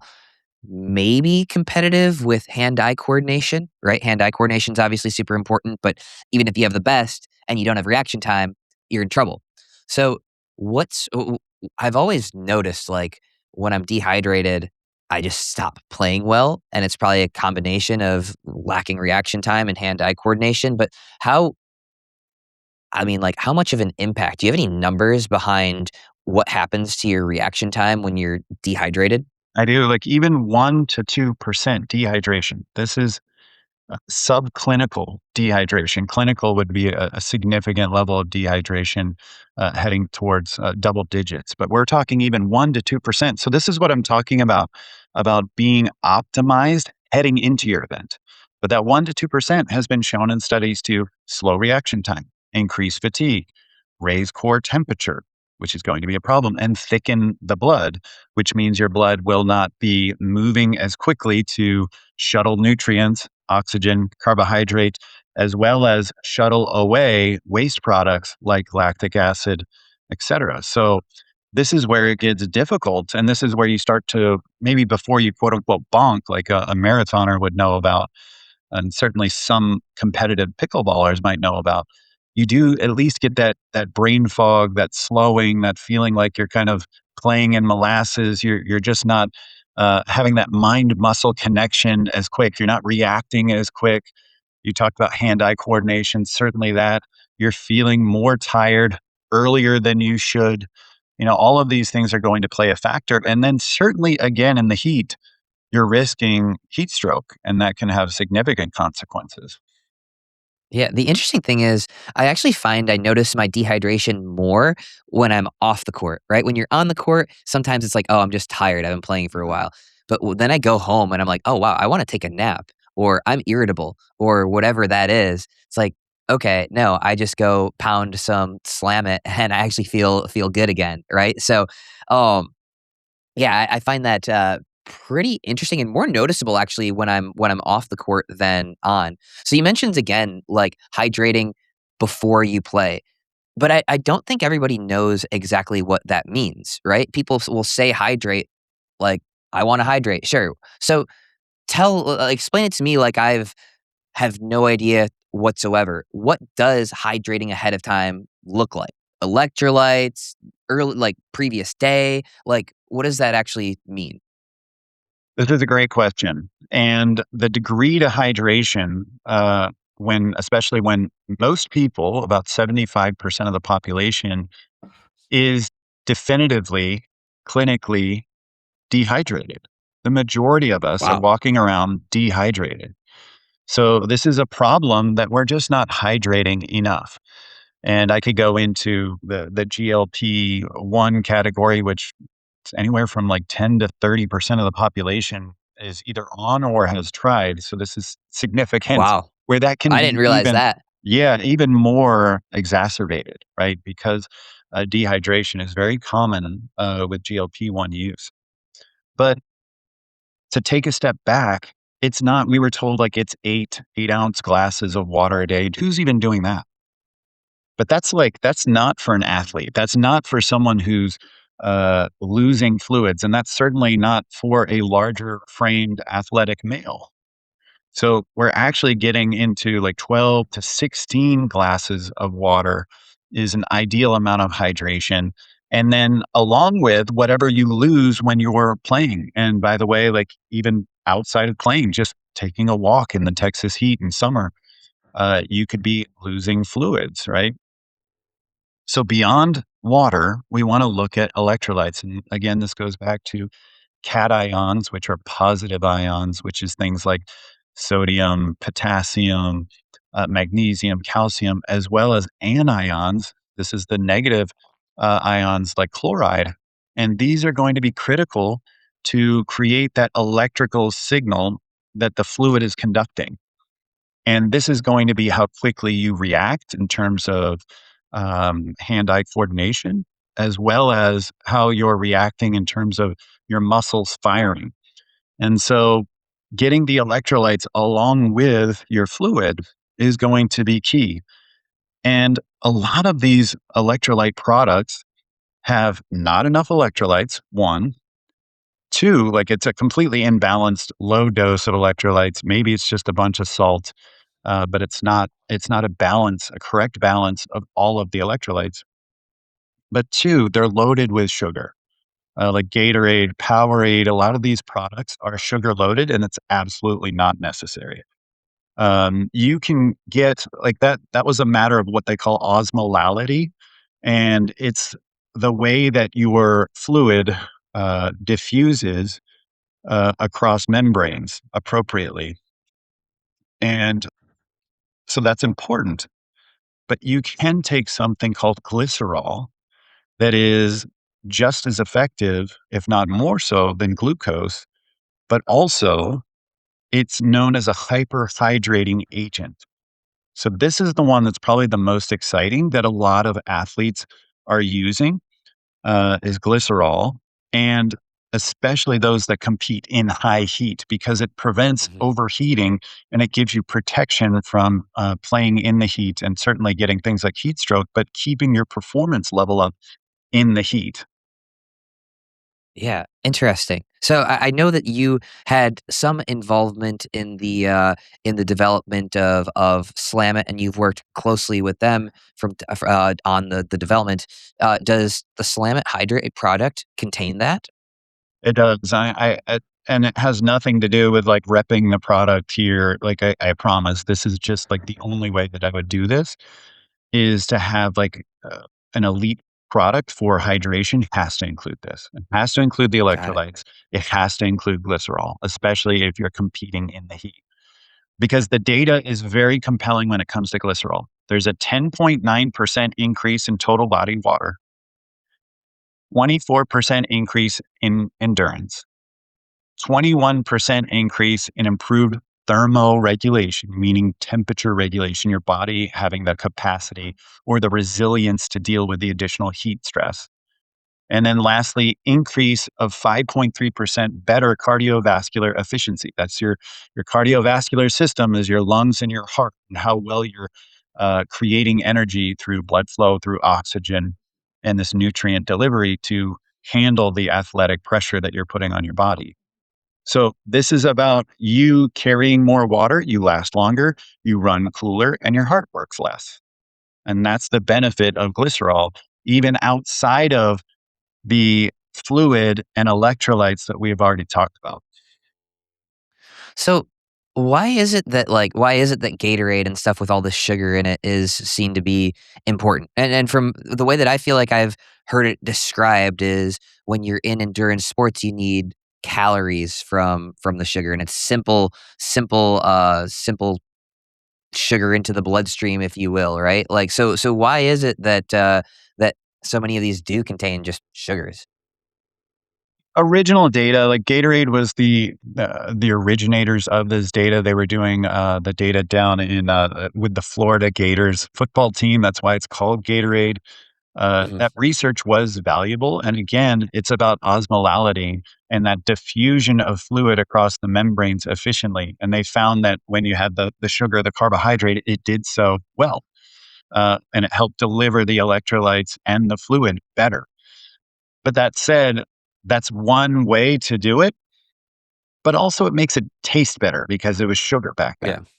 But Mhm. now we can make things taste just as good without adding a bunch of sugar that's going to spike your blood sugar, spike your insulin, make you have that crash that's just not needed. Now, I do like carbohydrate, but I like a slow releasing carbohydrate instead of having a bunch of sugar before an event. So this has to do with what we were talking about with proper preparation the night before, the morning of, having a healthy, balanced meal that does have some slow releasing carbohydrate, some low glycemic carbohydrate, instead of having literal sugar, like the worst kind of sugar. It's actually dextrose, or it's also known as glucose, that is the most blood sugar spiking sugar that you could possibly have. So I avoid Gatorade and Powerade like the plague.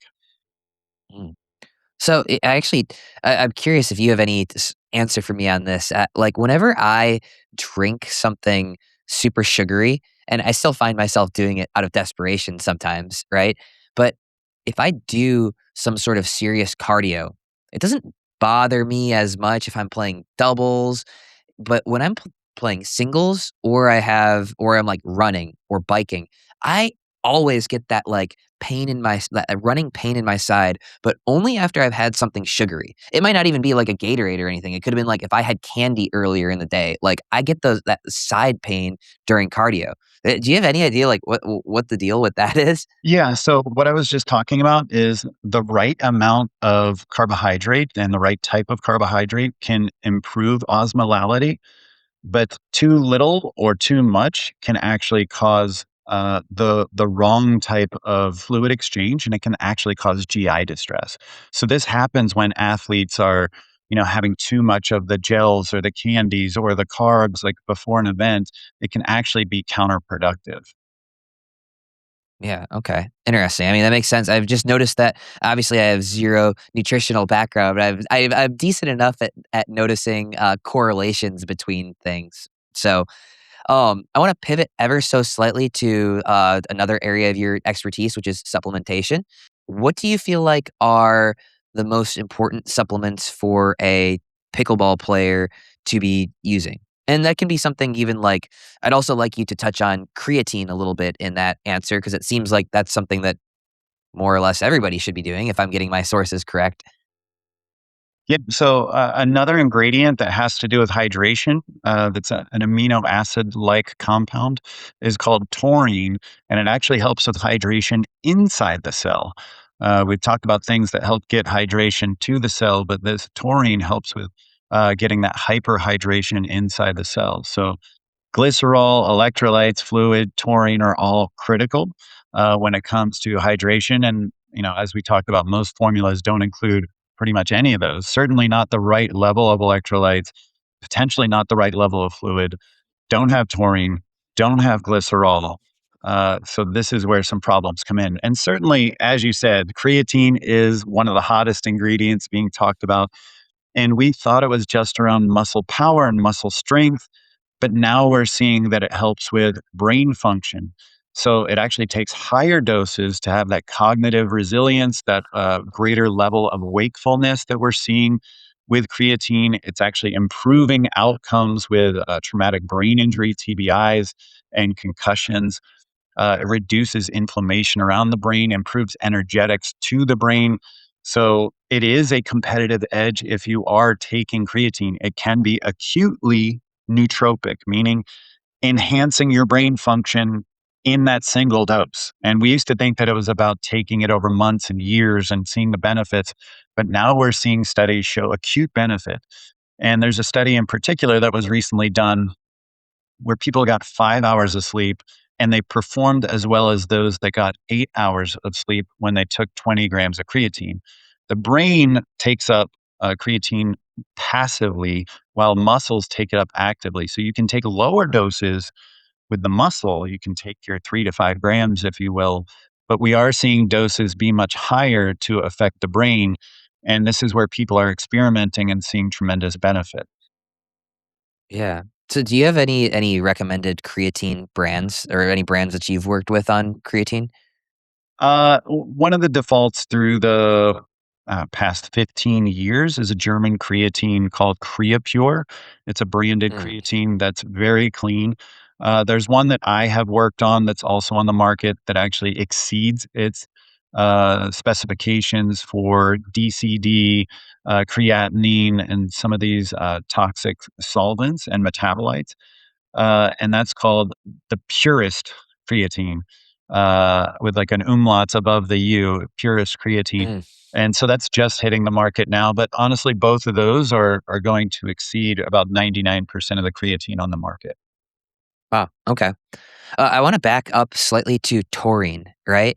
Because when I see a Red Bull on the shelf, the top thing on there is it's got taurine in it. And so people like vilify Red Bull probably for, some decent reason. But to me, that always just made me feel like, oh, if Red Bull has taurine in it, taurine can't be good, right? But that's obviously untrue.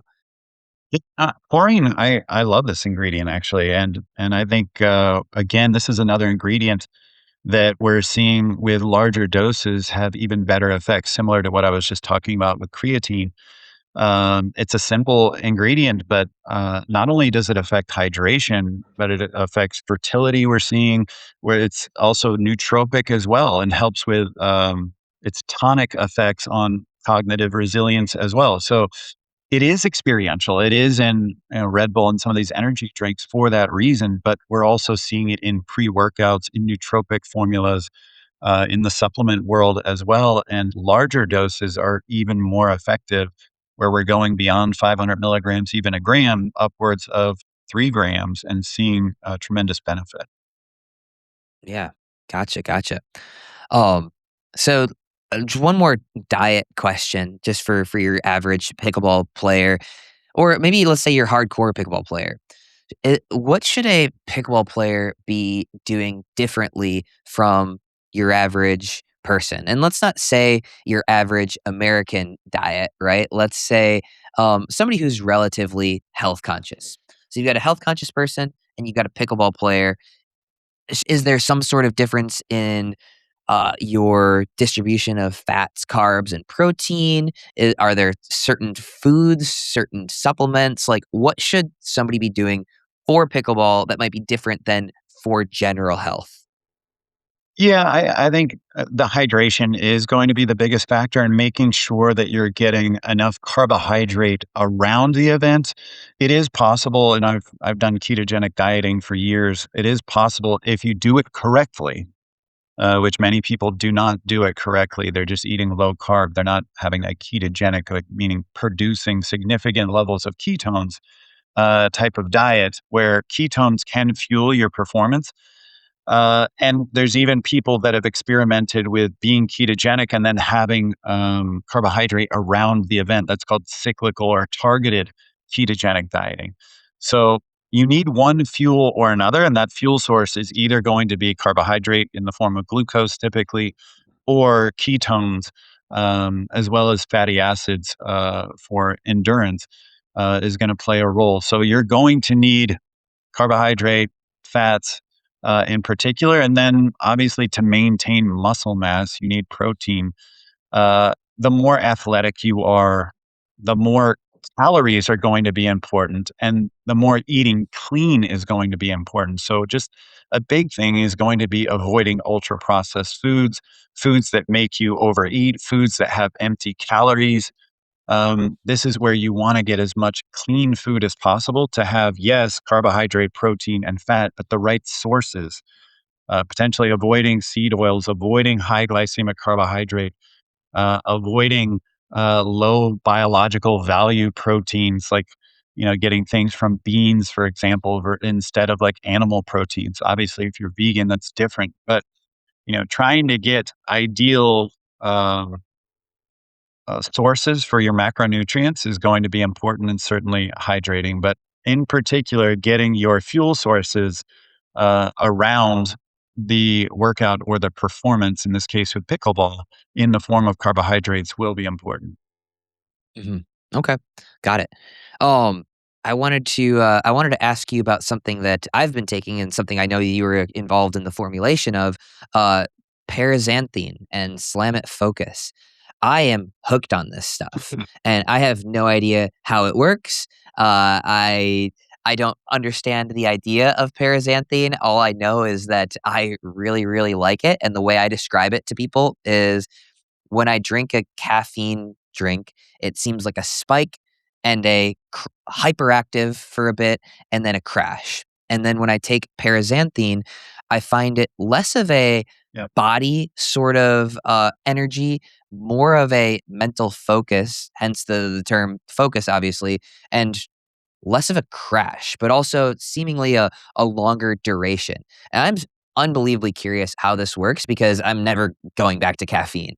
Like, I know people love their coffee. I never have loved coffee too much. I was just in it for the caffeine. Now I'm in it for the paraxanthine. But from what I understand, you essentially developed paraxanthine. I did, and it's because I have caffeine metabolism issues, and that is in regard to the CYP1A2 gene and the cytochrome P450 liver pathway that metabolizes caffeine. So most of us, the majority of the population, about 60% of us, are slow metabolizers of caffeine. That means we get little of the benefits and most of the side effects. So that is the majority of us that are dealing with this. So if we think about that, we take a step back. Fast metabolizers have a half-life potentially of metabolizing caffeine of 1.5 hours. Slow metabolizers can be 10.5 hours. This is a 7x difference potentially in how we metabolize caffeine. So when we're talking about caffeine, we could be both talking about something that is radically different, where they could have caffeine and go straight to bed, and I could have caffeine and 3 days later still be metabolizing it. So this is where it's radically different, and we see this bioindividuality uh, with with caffeine use, and we do not see this with paraxanthine use. Paraxanthine is the metabolite of caffeine, meaning your body demethylates, removes a methyl group from caffeine to make theophylline, theobromine, or paraxanthine. Paraxanthine is that clean metabolite that has all the nootropic and ergogenic benefits, meaning brain boosting and energy boosting benefits, and far more so than caffeine. Paraxanthine, we've studied across 6 human studies and 4 preclinical studies. We've seen that it increases dopamine. That's the kind of get stuff done neurotransmitter. Acetylcholine, that's the deep focus neurotransmitter. Serotonin, the feel good neurotransmitter. It increases nitric oxide to the brain 50% greater than caffeine via PDE9 inhibition. It increases glutathione and catalase. These are the master antioxidants and thereby reduces oxidative stress that ages you and declines your performance over time. It improves BDNF, brain derived neurotrophic factor, which is neuroplasticity, meaning it makes the brain younger and healthier and creates new neurons and helps those existing neurons function better. And lastly, it decreased beta amyloid plaque that's associated with Alzheimer's and a number of neurodegenerative conditions. So this is where we're seeing paraxanthine being anti-aging to the brain, being acutely focus enhancing to the brain, creating a mood lift to the user in ways that caffeine just does not. Like, they feel radically different. We have Yeah. one study that's a 10K study with athletes where they took paraxanthine or caffeine or placebo before and after a 10K race. The caffeine group increased mental errors 23%. The paraxanthine group decreased mental errors 11%. So the delta between the two is radical. That's why, like, I talk about Yeah. caffeine as the frazzle and paraxanthine as the flow. Yeah, no, that's so like I would say the caffeine gives me like frantic energy, Yeah. right? And sometimes it's almost like obviously what you want the caffeine for, in my opinion, is the lock-in focus. But sometimes I go over the limit and it goes to the like quick switching around, frantic, like feel like a squirrel constantly looking at new different things. And I've got tons of energy, but no focus with it, right? And it's not all the time, but sometimes I find myself feeling that way. Um, yeah, man, it's super interesting. And um, I also noticed maybe I'm a somewhat fast caffeine metabolizer because I feel like paraxanthine. S- let me. I'll back up. I get made fun of because I go to bed at like 8:30 or 9 p.m. And I used to drink a cup of coffee. Oh, bless you. I used to drink a cup of coffee at like 2 o'clock, and I would have no problem still falling asleep at around like 8:30 or 9. But if I have a focus at like 2 o'clock, I have no problem staying up until 10 p.m., which is like big for me. um, so I don't know, maybe is it possible for me that paraxanthine has a longer effect than caffeine too?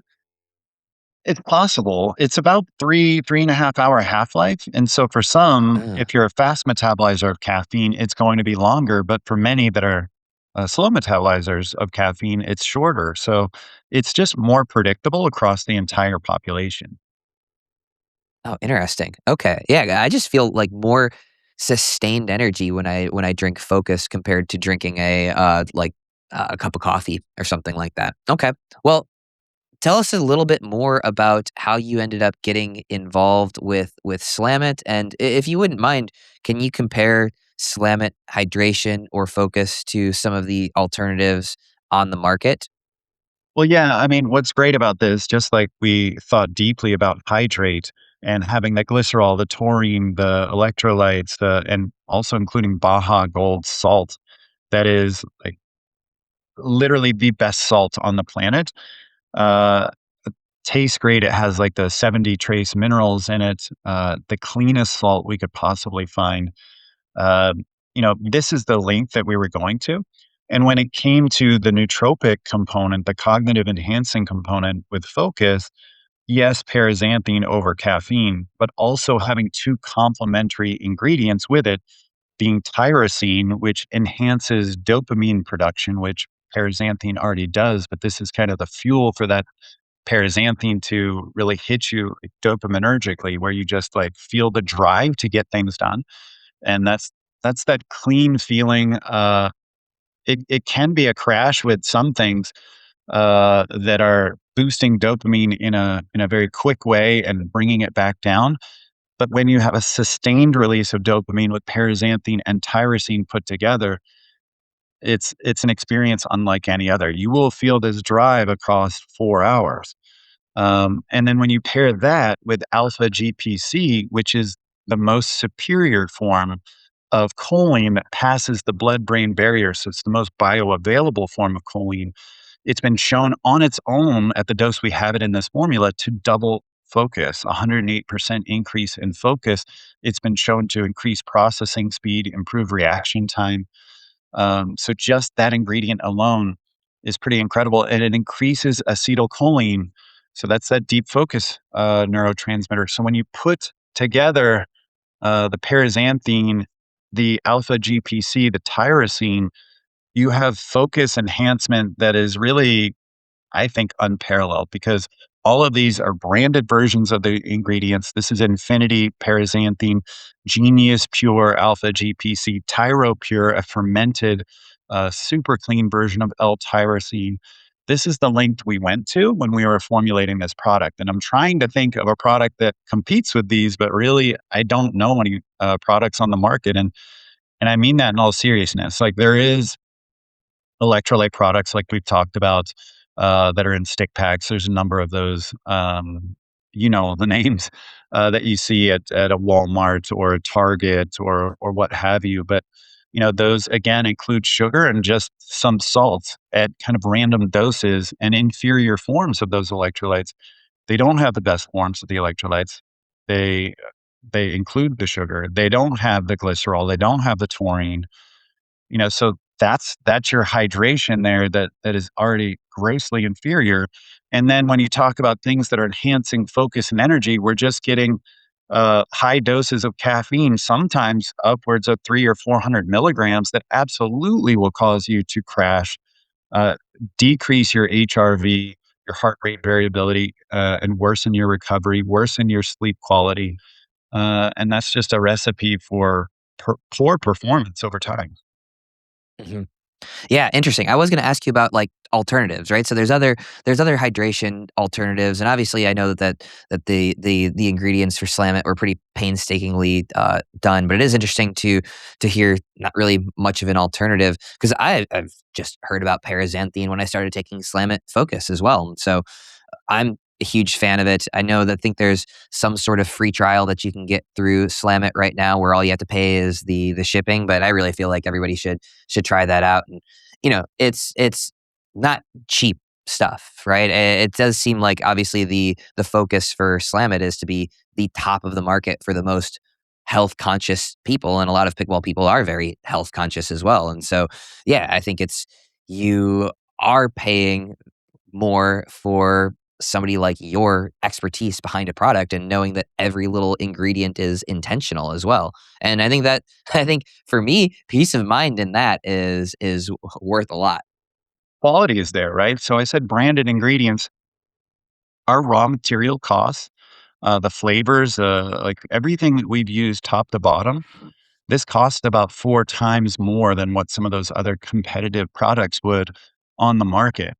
And when you think about this, like just some of these electrolyte products, when you go to Walmart or Target, are like $1.50 a stick pack. So, I mean, think about what you're getting in terms of quality. Also, think about on Amazon. Now, Foods did this testing. Supco has done this testing. Up to 80% of the products on Amazon test below the levels claimed. And around 20 to 30% of the products on Amazon had no active at all. About 20% of the products on Amazon are counterfeit products, like fake brands, like they're faking the Sure. top brands. And Hey, so pickleball people are aware of that now. That we've got counterfeit paddles in pickleball. exactly. So, that's the other thing. We're paying for the best quality everything. We're doing testing around that quality to prove it. And then lastly, we're painstakingly thinking about how all of these ingredients work synergistically, how they can taste good, how they'll hold up over time, continue to test out over time. And then obviously for you, the end user, it's going to be safe, effective, and delicious. So those are absolutely important factors for anything that I'm putting my name on. Yeah, love it. Um, and so one last question for you. Is there anything interesting that you're working on with Slammit that you think we might be able to see at some point this year? I do think there's some stuff coming out, and we talked about like one of the hottest ingredients on the market earlier, creatine, and there is something forthcoming around that to literally make your muscles perform better, your body perform better, your brain perform better while you're out there on the pickleball court.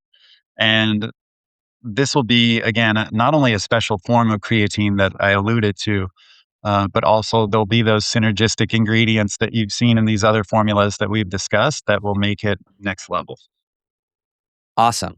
Well, guys, I'm not just BSing about Slammit. I have the proof. I've got the receipts. All right, Shawn, thank you so much for coming on, and I'm glad I can have trust in the claims that Slammit is making. And I'm happy to have had you on the podcast because you're a world renowned formulator and the most trusted formulator in America, and you are obviously heavily involved backing this as well.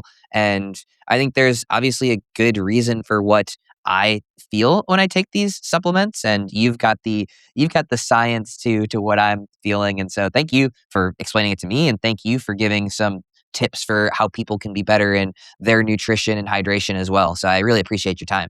You got it, Zane. Thank you so much for having me on, and I'll talk to you soon.